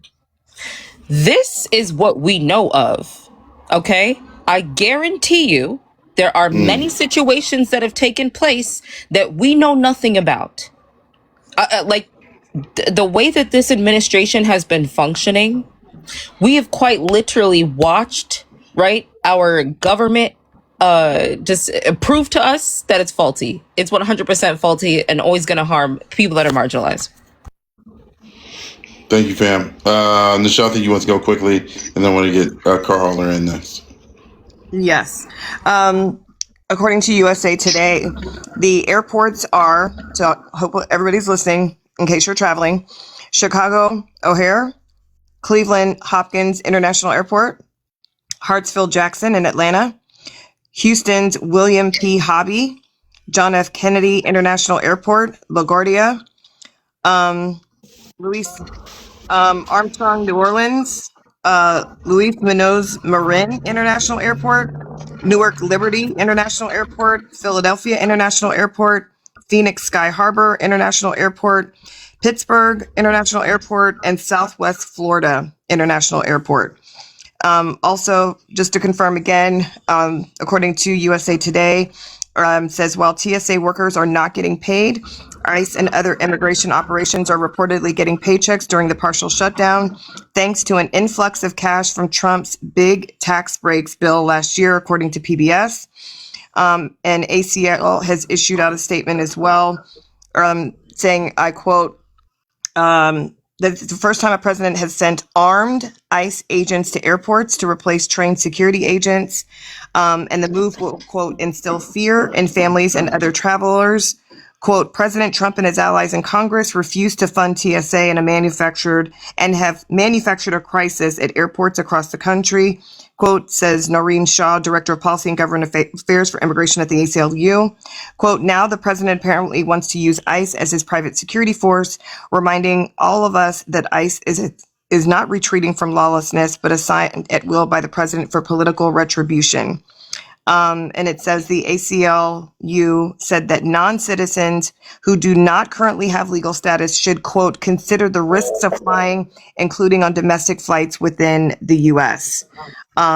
So yeah, Wow, those are the there it airports. is. Yeah, they're saying that people should reconsider their plans. And I'm also looking to see if there are any other interactions that have happened today since the one at San Francisco. I think it's interesting that was San Francisco listed on the list? No, they were not. So that incident that They happened, just showed up. yeah, they just showed up. So I think that's interesting that the one that everyone is talking about the mom and the daughter, has happened at an airport that was not on the list of the 13. So Damn, that's wild. Carl Holler, go ahead. Can I ask, is there a reason, has there been a reason why that happened? If anybody can educate me. yes. Reason why what happened? Why the parent and the child was separated? No, the parent and the child were not separated. The mom and the daughter together were pulled out of a line. That's all we know. I can try to pull up more information. I think what the more important thing is the 13 that are initially being sent, where ICE agents are initially being sent out. San Francisco was not on the list. I was going to ask Joe, if that's okay, Smitty, in your experience, do ICE agents, because that was one of the arguments that had been made, that ICE agents already work with TSA and that they're at airports anyway, that this shouldn't be a big deal to Americans. In your experience, do ICE agents or like border security agents normally, are they normally at your airports? So daily tasks, daily work, they're usually not there. When they say ICE agents are at airports, it's more so when they're called or when they're needed. So, when drugs are found or certain things like just last week, we found drugs in checked suitcases. once that is caught by TSA, we have to go down the line of command, and ICE agents will show up and do their jobs and stuff like that. So they are at airports, but not at the extent of which we saw. Like, for example, them going through the checkpoint there at that airport. I don't know if you said she was in line and then pulled out, which I think is crazy. I've never seen that happen ever in my 5 years working at TSA.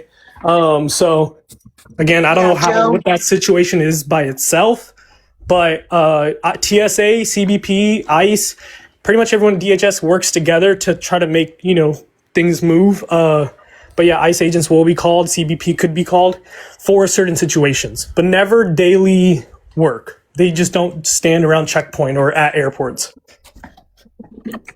Can I just clarify real quick with that woman that was pulled out of line? The two agents, assuming that they are agents, that pulled the woman and her daughter out of the line were wearing regular clothes. They were not wearing vests or any kind of badge, nothing. They were also wearing backpacks. They were literally undercover pretending to be travelers when they pulled this woman out. Whoa. They were literally wearing backpacks, like regular backpacks. Nothing, no vest, nothing wearing that indicated that they were law enforcement or anything. Can I ask a question? These people usually move by information. So can we all get the facts straight on and actually get the reason why they were pulled out, so we can actually have a real discussion about this? Okay, because what? I'm sorry. Hold on, real quick. I got it, Caitlin. Go ahead. Okay. But okay. Here's what I don't understand. Okay, I'm gonna say this to you, Carl. I'm gonna say this to you, Bible, since y'all both agree. How is it that ICE is able to do all of this crazy stuff, and yet y'all still have the ability to give these people the benefit of the doubt? Right? Oh, you call it like I don't understand it, man. What else do they have to do for you to be like, well, you know what? They probably did do this. You forgot my first story. I started with ICE agent coming to my house back then with Obama. Nobody has spoken on that. And there was no illegal at that house at that point. They had first came to the apartment complex. They asked the people, do you know this guy? They said, oh, no, we don't. And then those people alerted us. They called my dad and like, hey, do you know this guy? And we said no. They still came and raided our house. So I still do have that traumatic experience, but I still do I approve of them because they're doing their job. You guys need to let them do their job. Now, like I was saying, we don't know everything all the information they had to pull the mother and the daughter, but let's find out. Maybe they had information. Maybe they thought they had drugs or something. Anything could have happened, but my God. let me know exactly why. Before that, because that even happens normally, even without the ICE agents being there. People get singled out of line, and they get their bags checked, randomly, stuff like that. So I want to know were they given information before they were apprehended? Okay. That's what I'm trying to know. Okay. All right. So I said, I asked Bible the same question. How do you continue to give ICE agents the benefit of the doubt? Go ahead, Bible. What are your thoughts? I mean, I give them the benefit of the doubt because before anybody will come into this country, I mean, the U.S. immigration system knows everybody in this country, every foreigner in this country. If you overstayed, they will share your information with the ICE to hunt you down. That is it. Okay, because it's something that we all signed to it. That when you go to somebody's country, you need to go into that country legally. All right. So if they're fishing those illegal immigrants out, for me, I don't see nothing wrong with it. Because for me personally, I didn't come here illegally. Before I came over here. So if somebody I'm coming for a visit for like 2 weeks, for like 1 month, and then that person turns to stay overly, and they share their information with the ICE, and ICE are looking for those people. What is wrong with that? Because that's the problem I have with people. Okay, hold on, Carl. Please respond. So hold on. So he asked a question. Hold on, everybody. Listen. Okay, my level of anger is starting to rise a little bit. Y'all know how I am with order with the panel. Okay, so let's maintain the order. I asked Didi Carholler and Bible a question. Okay, and you said you ended it up, Bible, with what's wrong with that. But do you think ICE has been targeting violent offenders in this country? Or do you think, which I'm asking you, but I'm kind of telling you at the same time, that they have been just harassing many people the vast majority of people who are either nonviolent or who are not even immigrants to this country. I mean, you have to have seen this. This isn't something that only I've seen, only people on the left have seen, right? Like, you've seen the chaos. I mean, and then even beyond that, right, as a Ghanaian immigrant, okay, and the Supreme Court decided and said ICE can use race and or ethnicity to profile people who they think, or maybe not even are undocumented immigrants, right? Doesn't that, as a Ghanaian, as a fellow Ghanaian immigrant, or as a fellow, I should say, as a son, me being the son of a Ghanaian immigrant, and you being a Ghanaian immigrant, does that upset you? Bible, go ahead. No, because like I said, I've I'm having a couple of friends that have been pulled up by the ICE, and what did they do? As a Ghanaian, they comply. Do you have this? Yes, they provided it. Do you have this? Yeah, they provided it. And when you provide everything they're looking for without being disrespectful, calm yourself down, they let you go. Do you want to tell me that I live in Virginia? Do you want to tell me that ICE are not in Virginia? They're here. They're everywhere. And they've been pulling people up. They've been pulling some of my friends up. They've been asking questions. They comply, and there's nothing wrong with it. But most of the videos that I've been watching online, and most of the people that they share their testimonies online and stuff like that, when you watch some of the video, you see some of the people trying to challenge them. These people are doing their job. Okay, either President Trump, who recruited these people, they are going to work within that 4 years that we gave President Trump. ICE is going to work this 4 years unless new government come and change it. If they pull you over, comply, be respectful. Any question they ask you, give the answers to them. That's it. They ain't going to harass you. They ain't going to do anything. The same thing applies to our police. One thing I have noticed ever since I moved here is that majority of Americans are very rude and disrespectful. When the law pulls them over, they try to challenge. They try to overtalk. They don't want to comply for nothing. What is it? They are doing their job. What are you going to do? Are you above the law? Are you above the Constitution? Are you above the president? No one is above the law. So when they pull you over and you know for the fact that you are doing the right thing, any question they're going to ask you, if it is 20,000 questions, be patient and answer all those questions. Provide everything they ask you, you're free. I don't know why people are tripping over this. I don't understand. Police do that every day, but there's no outrage. So real quick, hold on, real quick. I think it's did I miss anybody at the bottom of the panel? Did I miss any of the women at the bottom of the panel? Have all of y'all had your turn? Carolina had her hand up next. Okay, so let's go, Carolina. This one. For my turn. So, and the more they talk, the angrier I'm going to get. So let's get me while I'm somewhat calm. I'm going to start by this, and I know people aren't going to agree with me, and I do not care. White people should never have the right to say who gets to be on this land. And I say that as an indigenous woman. This is my land. So I think that it's disgusting that in 2026, white colonizers who are the original anchor babies are still determining who gets to be here. I want to get that out of the way because obviously we live in the real world and these monsters run this country. However, the fact that it's an indigenous woman from Central America and the fact that we have people up here defending that separation, I do not care. Indigenous people from the Americas have more of a right to be here than anyone, especially the evil colonizers who are still in charge of this country. I'm not doing that to be, I'm angry, okay?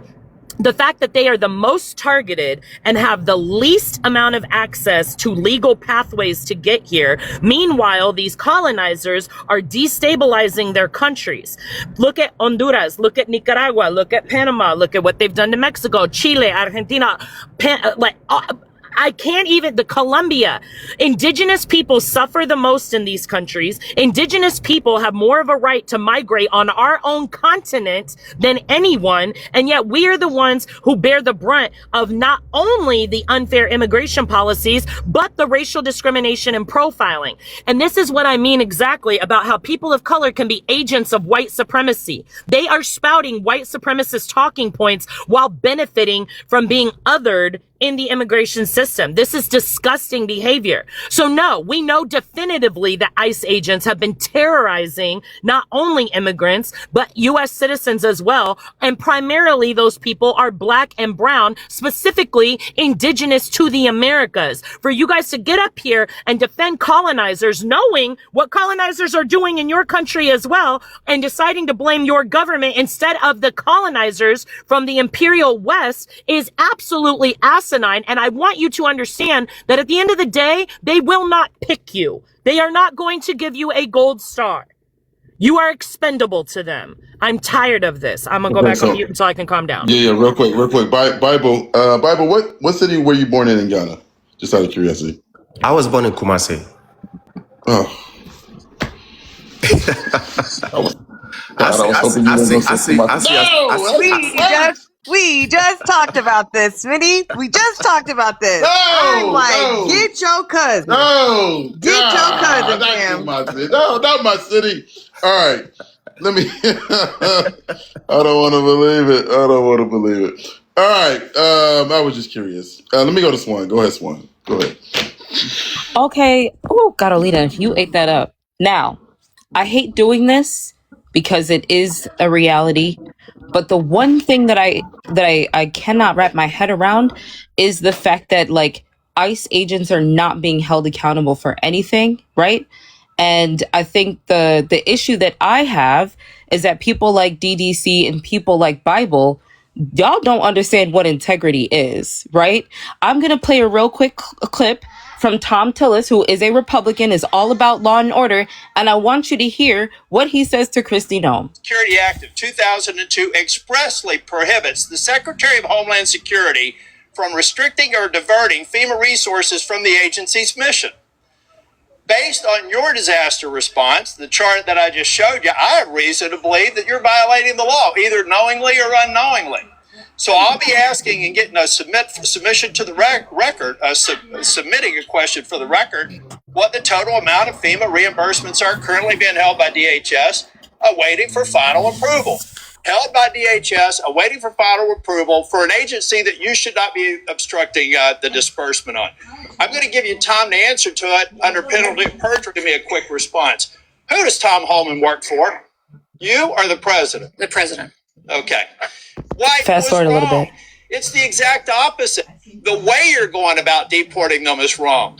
The fact that you can't admit to a mistake, which looks like under investigation, is going to prove that Miss Good and Mr. Petty probably should not have been shot in the face and in the back. Law enforcement needs to learn from that. You don't protect them by not looking after the facts. Not only should the FBI be investigating it, but every single law enforcement agency in that jurisdiction should be invited to it. So our law enforcement officers do not have this palm cast upon them. I'm going to stop it right there. People like Bible and DDC frustrate me to no end. How the hell are y'all for something that is ineffective? Right? All of the proof is in your face. Like, y'all literally do not know if you're coming or going, right? If you are for ICE agents and for the Department of Homeland Security, then you would be for reform. You don't have this weird trust in them. I don't know what it is, if y'all are getting paid or whatever the hell is going on, right? But they are literally unaliving people. And y'all actually think that they're going to be effective. They're not even effective at their own jobs. What the hell are we talking about? All right, thank you, Swan. Let me go. Hey, DeMarcus, I got to swap you out real quick for Covey, but I want to give you another opportunity to say whatever you like. Okay. This idea of law and order while you're literally supporting an active criminal. Number one, an active criminal cannot enforce the law.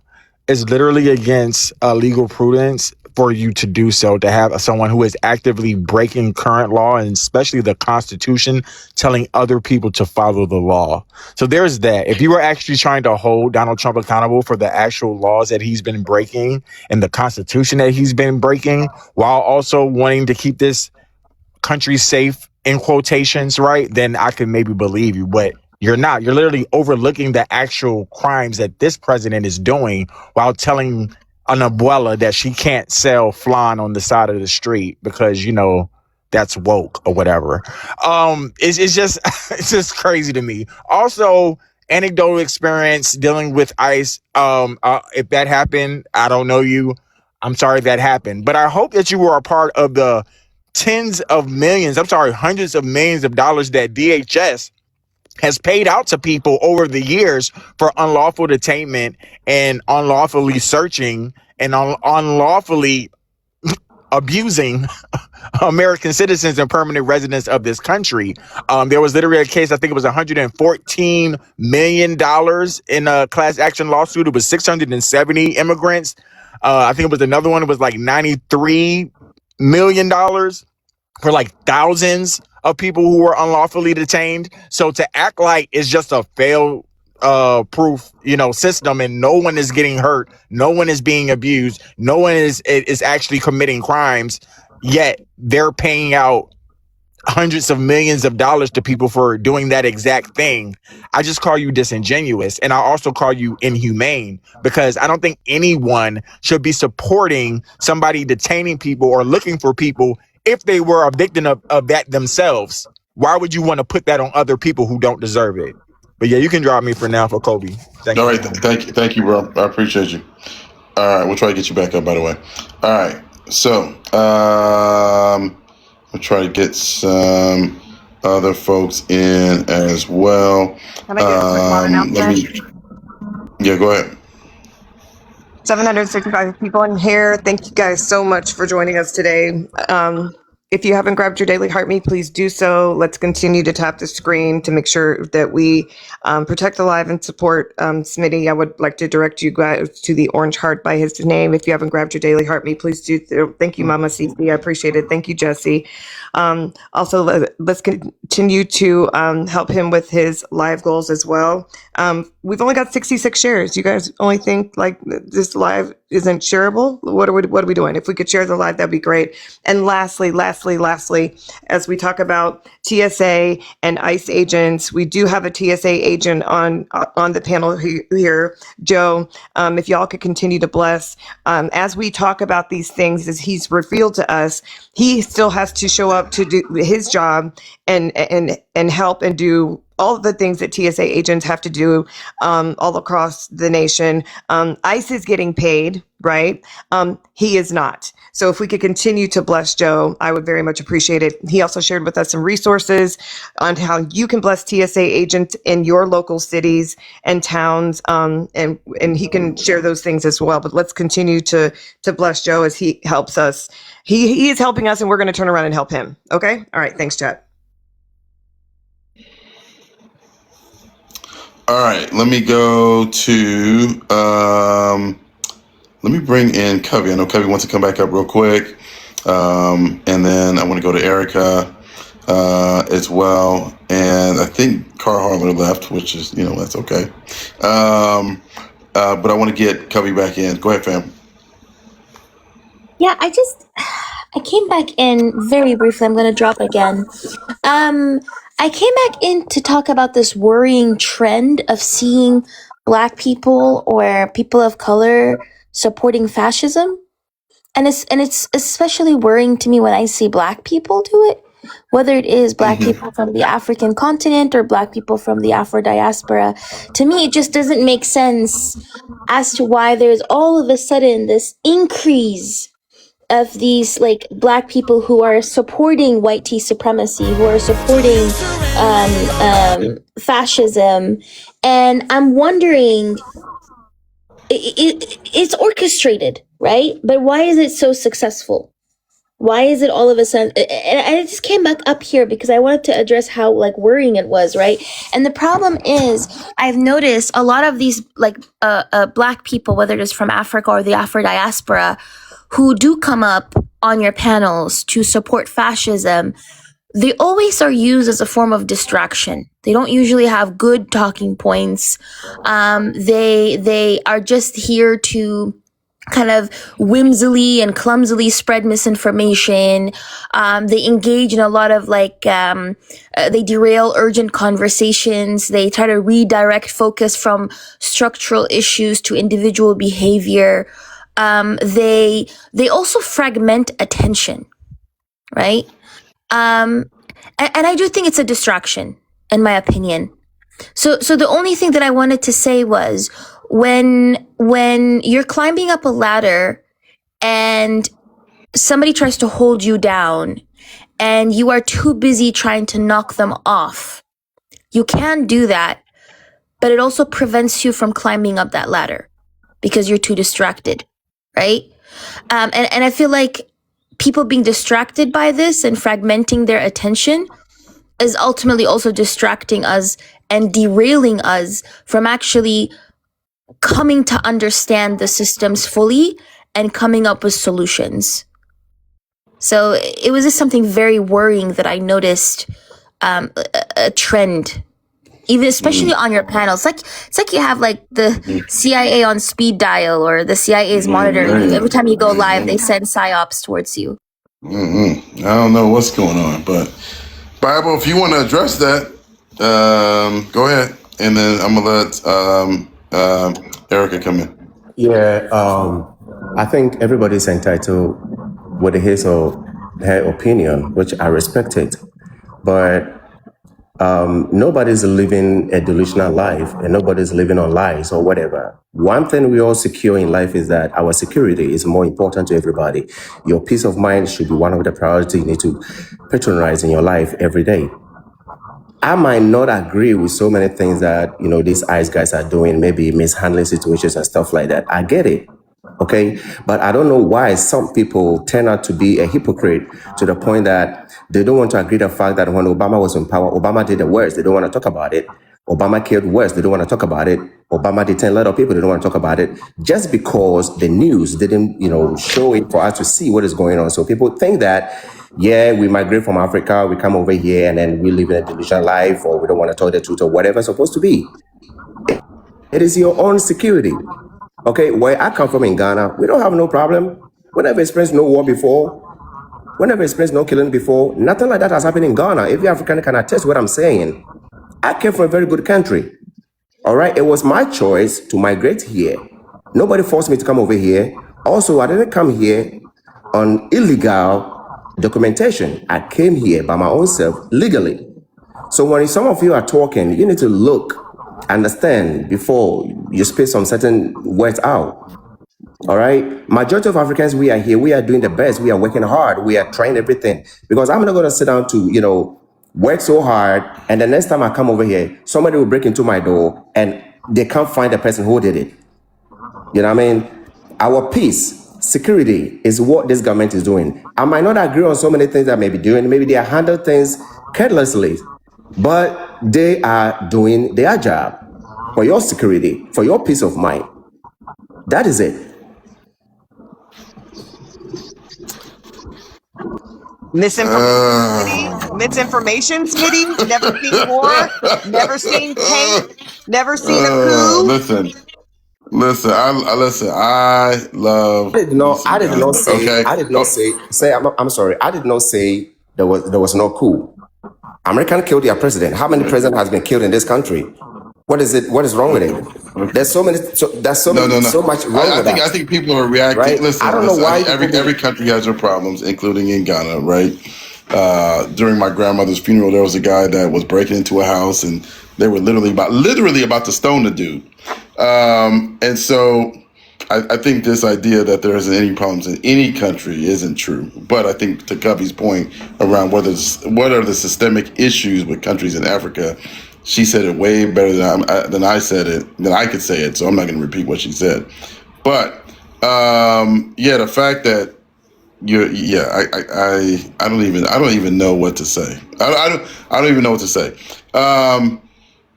Let me go to Erica. Because Erica is next.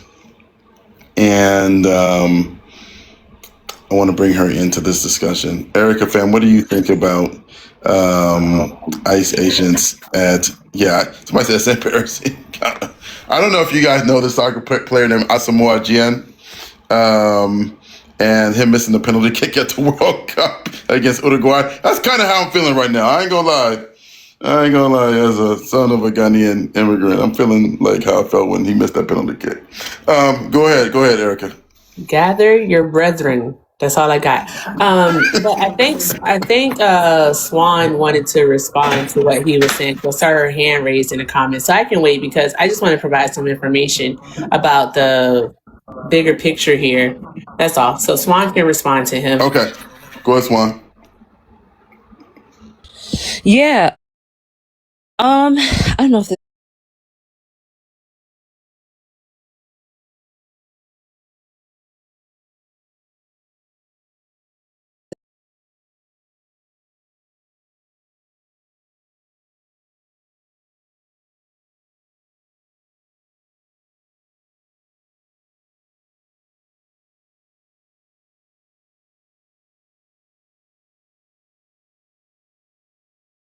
What I believe in is just a diplomatic, relationship that we have with America. when did that happen? Say it again. When did that take place? I mean, it's been there for long. I'm asking you when, do you know? Yes or no? I have no idea. Okay, interesting. So you just don't know if you coming or going. That's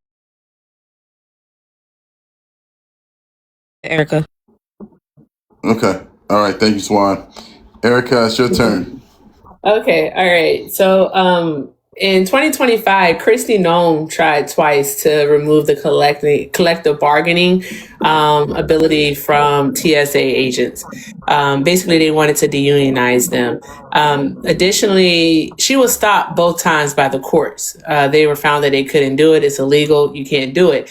But with that being said, this is a part of Project 2025. I was reading it, not reading it last night, but reading something, scrolling, and came across something. And the passage is on page 159 of Project 2025.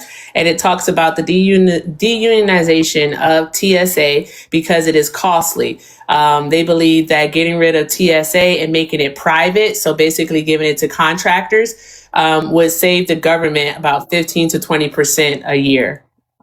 All right, so there's quite a bit of money. So what they want to do is they want to privatize it. I want people to understand that whatever the Trump administration does, whether it comes directly from his mouth or it comes from one of the people that he selected to be in his cabinet or whatever, it is a test. It is to see how the public is going to respond. The public wasn't loud enough in regards to how they don't want this. We didn't show enough disdain for it, enough, I'm going to be detestment, hate for it, whichever word you want to use, that they're now trying it. And you know what? If we just go along with it, then what ends up happening is it becomes the norm. All right. It's kind of like, what is it called? It's like something in regards to when there's like a major crisis going on and the government starts to quietly privatize, benefits and infrastructure and things of that nature to where like it just becomes, God damn, I have a timer, Smitty. Okay. Anywho. So yeah, I'll tell you about the other thing later. Jesus. Annabelle. Can I crazy. add to what Eric is saying as well? It's not manufacturing consent. It's not manufacturing consent. It's something else. There's something in regards. It's something else. I'll find the name of it. All right. Let me go to. Go ahead, Joe. Go ahead. Yeah, go ahead. Oh, we lost Joe for a second. Similar to what she was saying about the Project 2025 and what's going on.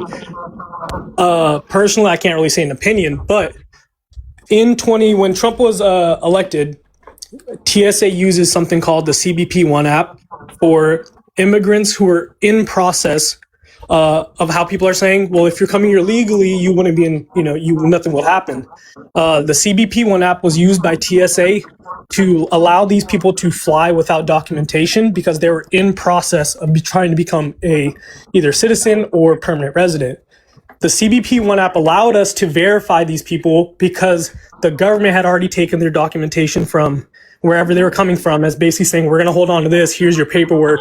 Take a photo of you and have you set up in the CBP-1 app. So if you do travel in America, you can, right? That's called freedom of travel. When that app was taken away when Trump became elected, what do you think that did for those people? It meant we couldn't verify them traveling. And so they couldn't travel anymore.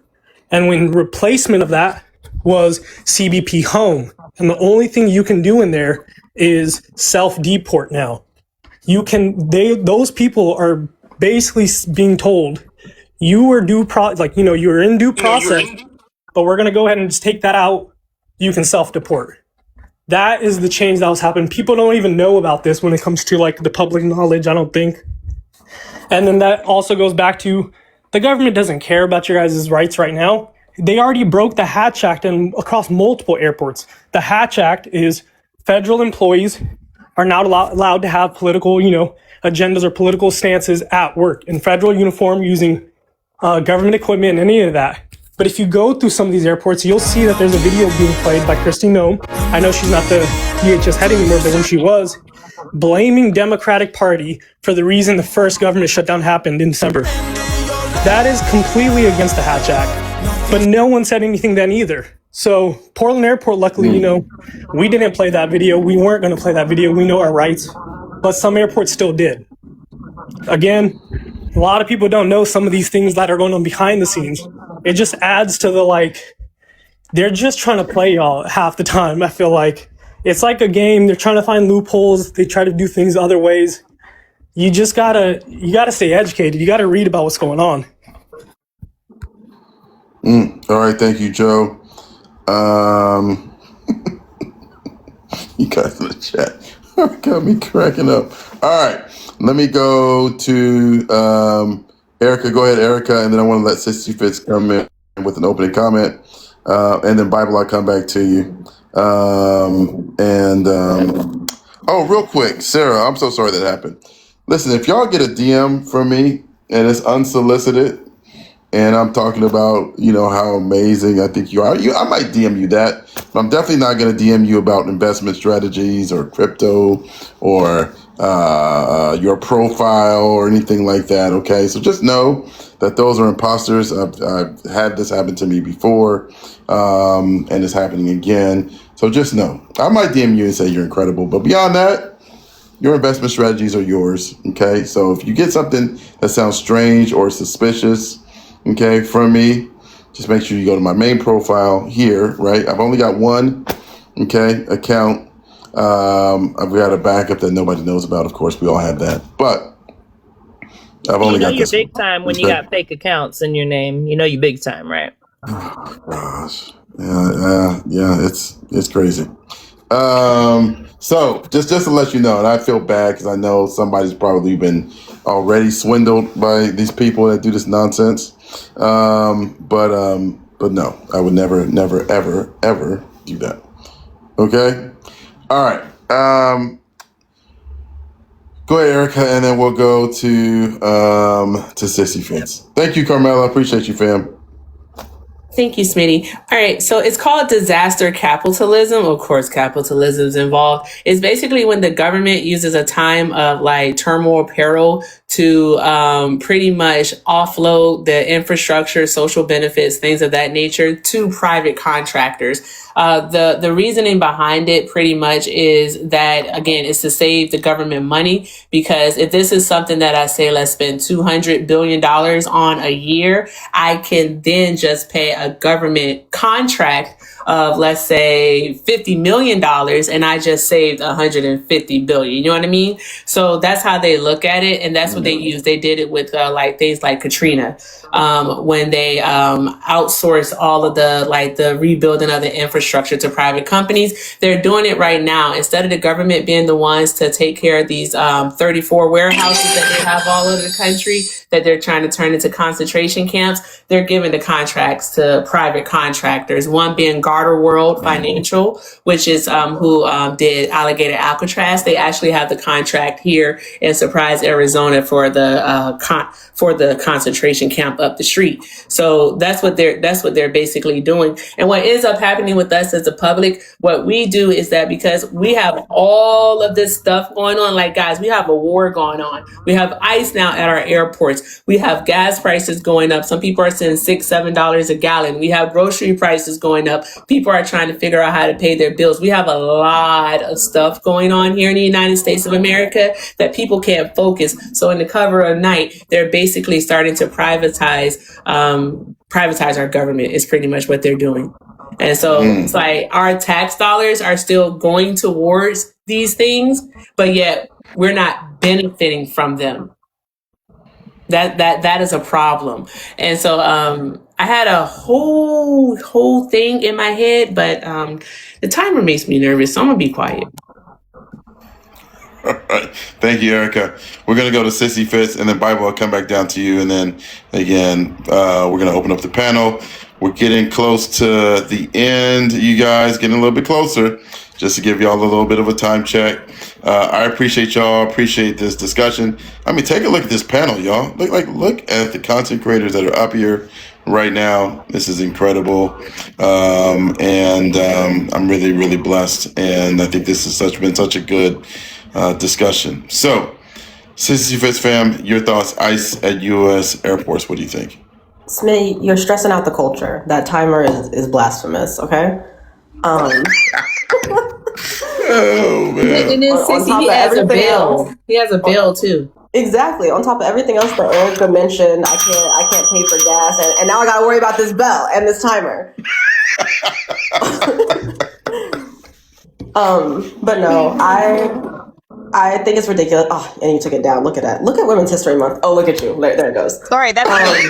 That's me. Listen, I'll eat it. I'll eat it. When there's 8 people, I love all y'all, but y'all, listen, you know we can monologue. And with 8 people, I have no choice but to put timers on. Sorry. And you're so right about me. You're so right about me. I reset. Okay. I reset your time, sis. You had a little banter going forth. I didn't want you to use that time. I appreciate you looking out. I'm gonna reset it again. Go ahead, sis. Go ahead.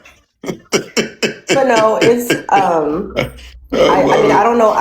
Look at Cubby dropping croissants in the chat.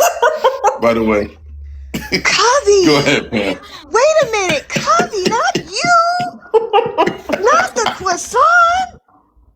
Oh, my heart is broken. Gosh. Go ahead, Sissy. I'm sorry. Sis. Go ahead. Up on pain. It's a lot of pain, Michelle. Up on pain. I swear to God, say something. Say something. And I swear to God, you do not want to do that with me. Anyway, go ahead, Sissy. Go ahead. Go ahead, Sissy Fitz. Y'all are a mess. But no, I mean, I don't know how you justify something like this. First of all, it's not like ICE and this is why it confuses me, and especially for the people on the panel who are ops. ICE or Border Patrol has existed in airports before. Like, that's who's waiting for you when you come through international ports at customs. So the rotation to make them front facing for everyone really just feels like an intimidation tactic to me. On top of the fact that they just don't want to pay TSA agents because they can't figure out funding for ICE. And I'm just not sure how you justify that. It just doesn't make sense to me. You know, there's not enough time to train these people. And the fact that you know that you have to do a test run like this, if you were so confident in your decision, this would be widespread, you know, the new normal, the new way we do things, new whatever. But you have to test it because you know that these people are so trigger happy, so unreliable, and you don't know how it's going to reciprocate on the public. And if it's that, you know, choppy for you, why not just pay the people who you've been paying to do their job?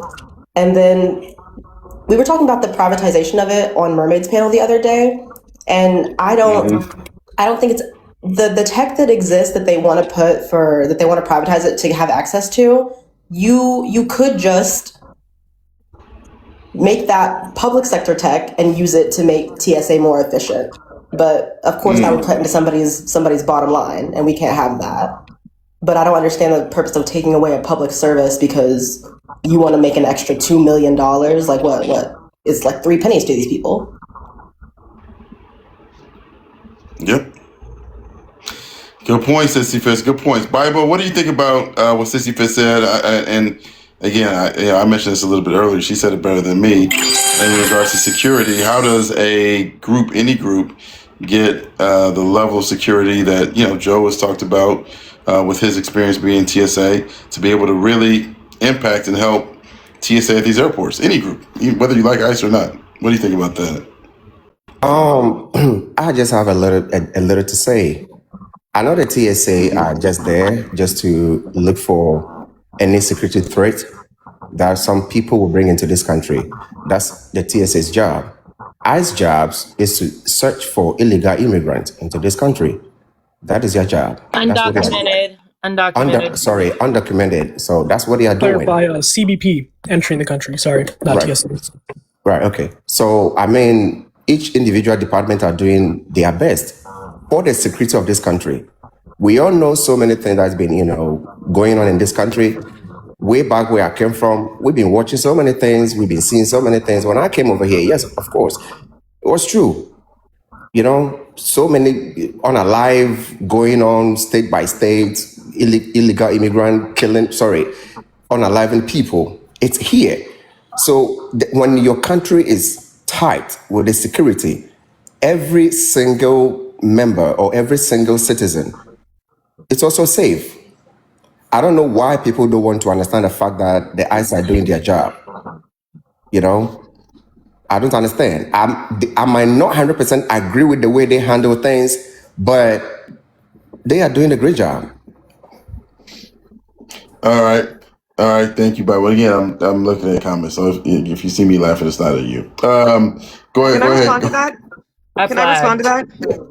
Can I respond to that, Smitty? Go ahead. Just real quick. So, listen, I want my country to be safe too. I really do. I think what's lost for me as an American citizen, not part of distinguishing against being part of an immigrant community. What's lost in these conversations as an American citizen is the violence that comes from within our borders. Again, we're so worried, Smitty, I swear to God, every single time we try to get your bell. Ring your bell. I'm sorry. Ring your bell. Go ahead. Your brain. Go ahead. These comments got me. Go ahead. Go ahead. Go ahead. I'm good. Go ahead. You're fine. I just want to point out that I think it's interesting that when we talk about safety, and that gets somehow targeted on the immigrant community, we lose the fact that there's so much violence within our borders from natural born citizens, right? I have never seen so many people go so hard in terms of quote unquote security and doing their quote unquote jobs and targeting the immigrant community. But I mean, seriously, we don't have these kind of discussions when there's a mass school unaliving event. We don't spend weeks upon weeks upon weeks upon weeks talking about unhinged YT men who carry out these horrific acts. So I think it's just rich coming from people who initially don't go here to side with fascist ideology, right, in the name of quote unquote security, but fail to opine, if you will, so strongly on domestic violence that happens with actual American citizens. And I think that's sad, right? I'm sure the parents of those kids feel some type of way. But once again, as I've said over and over again, people target the immigrant community, but they're not targeting the systems. They're not targeting policies. They're not targeting politicians.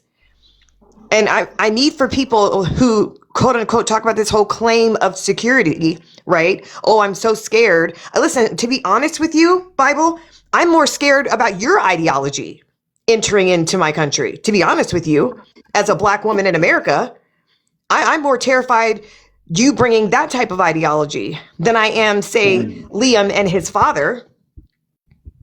I'm gonna just keep it a buck. I'm more terrified of you than I am, say, Liam or other hardworking immigrants that come into this country that don't bother any damn body. I'm more worried about that ideology entering my borders, if you want to keep it real. Just saying. And again, keep that same energy for the violence that's enacted within the borders of the United States of America when you want to talk about security. All right, thank you, Nichelle. I saw Catalina, I saw Swan. So Catalina and then Swan. So you already know I stay with these statistics on deck because I've testified about them multiple times. immigrants, whether documented or undocumented, are far less likely to commit violent crimes. As a matter of fact, of homicide rates, only 2 out of 100,000 commit homicides. Property crimes, they are less than 1/4 the rate of U.S. citizens. So, in speaking in general, U.S.-born citizens are 60% more likely to commit violent crimes than foreign-born people. The immigrant crime wave, this is largely driven by selective media coverage and political messaging. They highlight extremely rare cases to try to generalize a whole group, kind of like what they did with the Lake and Riley BS. But Michelle is very right, because per the Department of Homeland Security, as well as the FBI and other DOJ-related research, white supremacist extremists are the most significant domestic threat to United States citizens. Racially motivated white supremacist extremism is the top priority threat in our country. Far-right extremists have unalived more Americans than any other domestic extremist group. Far-right extremists have unalived more Americans than all other domestic T groups combined.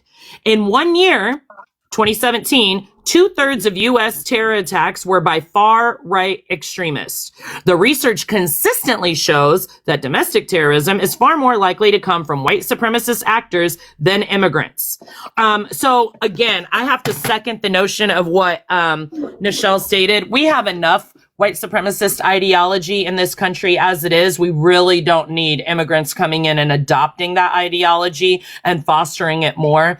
I don't know if being a lapdog for the white man pays well, but for me, I don't think it would ever pay enough. So there are no statistics to support the claims that you just made.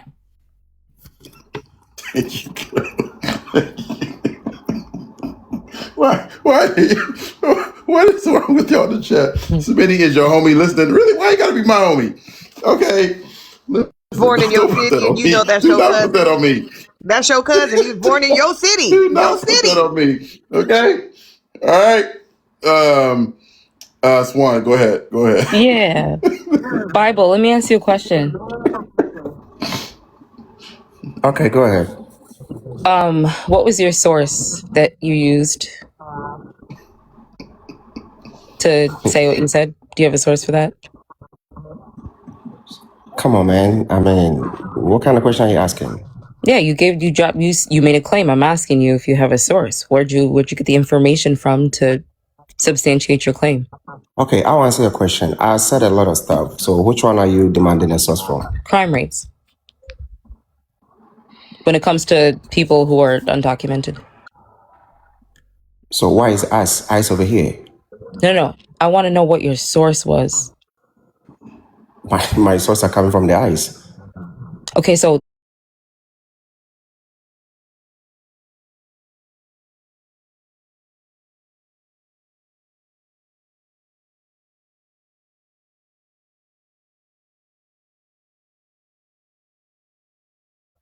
where you got your information from?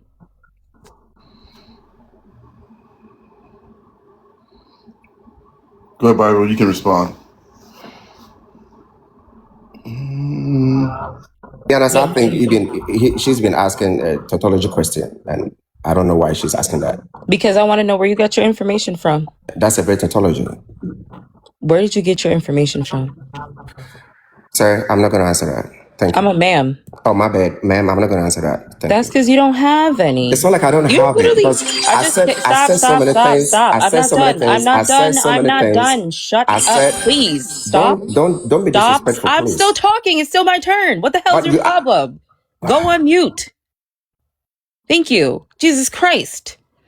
I just wanted to point out that he has done quite literally everything that Covey said. This is an agent of chaos. We're not going to be able to get anywhere with him. We're not going to be able to reason with him. He doesn't know if he's coming or going. I can't even believe that he denied any presence of the United States in Ghana. He's clueless. I just wanted to expose that. Thank you, Bible, for opening your mouth and putting your brain on display. I'm just gonna say, if you're listening, CIA, you have got to train your psyops better than this. They need better training. This is embarrassing. All right. Anybody have any final comments? I think I'm about to close, but if we have final comments, feel free to come in. Go ahead, Michelle. I can give a quick update. Just a quick update. There were a lot of headlines today. 14 minutes ago, this is a little off topic, but again, with the timelines today, Trump says that Iran wants to make a deal and claims that envoys are holding talks with an Iranian leader. So just everybody keep your eyes on that. Also, 2 pilots were unalived when jet collides with a fire truck at New York LaGuardia Airport. And there were a lot of people that were injured. Again, this whole conversation about TSA and airport agents and things like that. So pay attention to that. And yeah, remember those 13 airports. And remember, let's sign a petition for Smitty to take away his bell, okay, and his giggle box today. He has been off the chain. Listen. I'm cracking up because these comments, I tell you, boy. Well, if y'all right about the CIA thing, the black unemployment rate about to go up. I'm gonna tell y'all that. I know that's right. Go ahead, Erica. Go ahead, Okay, man. I wanted to respond to what Nichelle just said in regards to Trump saying that there have been negotiation talks. Iranian, a representative from the Iranian parliament says, no, it ain't. He said there have been no negotiation talks. There's been no mentions of a ceasefire, no deals, no nothing. Like, Trump is lying. Lying.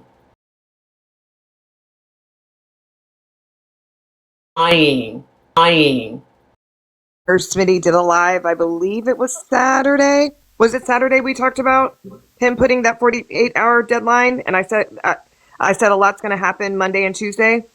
Just keep an eye on that because that is He extended the deadline to 5 days, did? but we don't trust Trump in Of course he did. deadlines.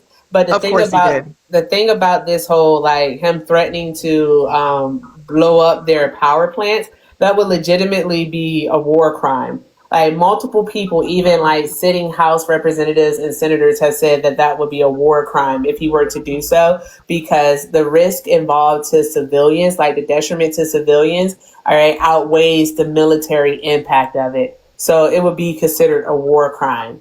And for him to advertise it and say that that's something that the U.S. is going to do with him as the sitting president, the commander in chief, he's snitching on himself. So he's not going to blow up any power plants because they don't have any justification to do so. Thank you, Erica. Most definitely. Yeah, so Jennifer's hand go up. I did. I just wanted to say Jennifer. 2 last things, right? Per ICE's own data, the Department of Jennifer, or is it just me? I'm sorry. I can hear her. Oh, you can't? I can't hear her. Weird. Okay. Per the Department of Homeland Security's own data in ICE, over 70%, I think it's over 73% now, of individuals detained by ICE have never committed a crime. Can y'all hear me? Yes, Smitty. Well, he can't hear me, but. Well, Smitty, you might want to. Smitty, can you hear me?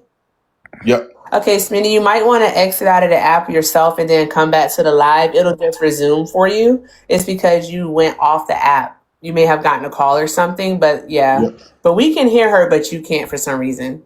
Can you hear me? Yep. But you can't hear Jennifer. That's so weird. Start talking again. That's so weird. Go Start ahead, talking again. That's so weird. Yep, you're good. You're good. I'm just going to say 2 quick things. So, yeah, over 73% of those detained by ICE have never committed a crime. And if the assumption is that undocumented immigrants are, criminals because they quote unquote broke the law or came here illegally, there's already a case, Arizona versus the United States, that the Supreme Court has ruled that being undocumented in the country itself is not a crime. So yeah, Bible, you can sit with that.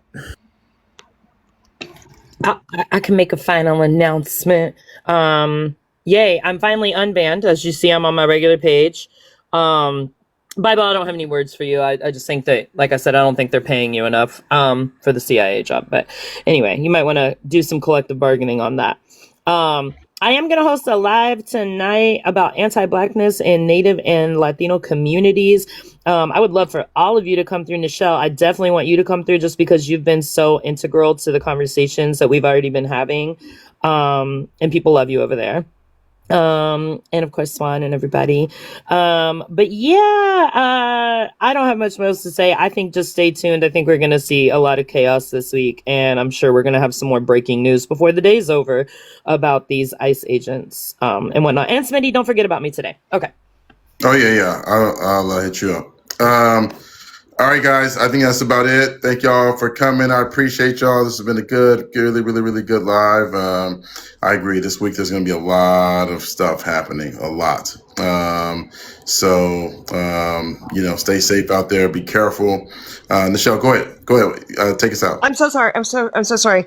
Thank you again for the chat. Y'all are the most amazing people in the world for blessing Joe. I wanted to give Joe a moment, if you could remind us of how we can support TSA agents in our area. I know. I thought I heard you mention that you can't take like cash or gift card. Anyway, I want you to tell us how we can continue to support you guys during this. I want to remind everyone, Joe on the panel here is a TSA agent. He shared with us that once again, as we talk about these headlines with ICE going to those 13 airports, ICE is getting paid, but TSA agents are not. Let me repeat that. ICE agents are still collecting a paycheck, but Joe and his fellow TSA agents are not. So if you could take us out and share with us just some ways that we can locally support TSA agents at our local airports, I very much appreciate it. And I really hope that this ends soon and you guys get back to being paid for the hard work that you do every single day. All right. First of all, thank you for everyone sending gifts. I'll be using those to go buy some groceries and stuff to go take to the food pantry here in Portland. My coworkers can get some help. I'm fortunate enough to have a partner that makes an all right amount of money. So we're all right. I'll definitely be using those gifts to I don't really know how gifts work. So I'm not sure how much is even being sent, but for sure, Portland Airport's going to be getting those donations.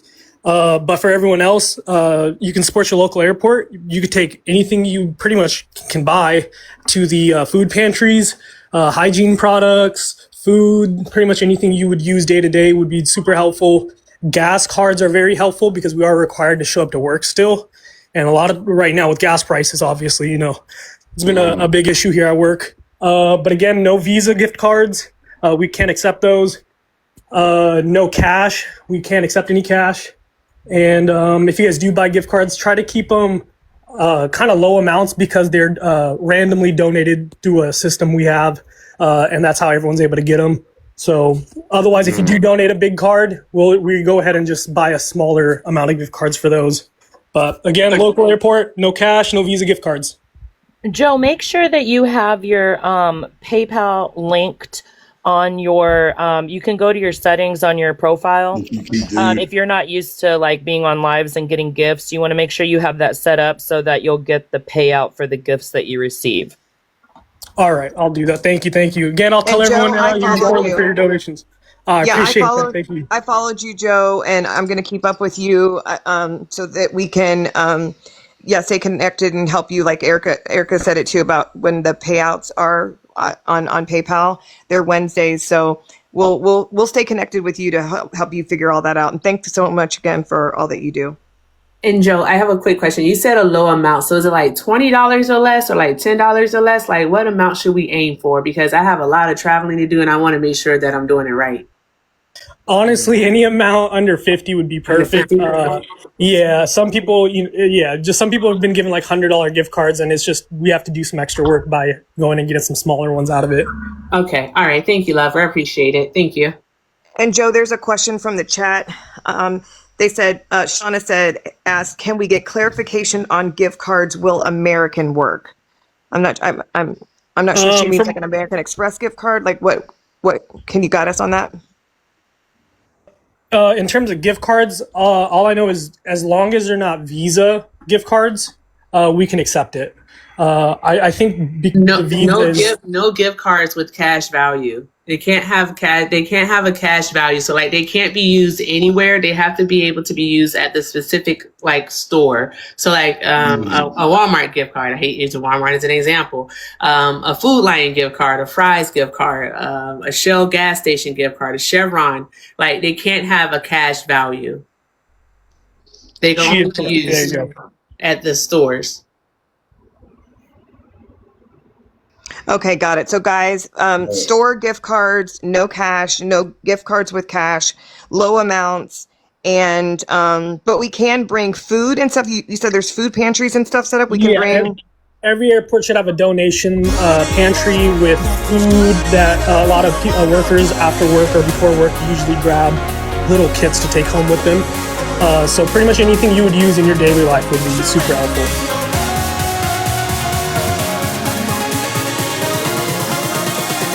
Okay. All right. Thanks, everybody. I appreciate y'all. Y'all take care. Bye. Bye. Bye. Bye. Bye. Involving any federal agency, like a passport,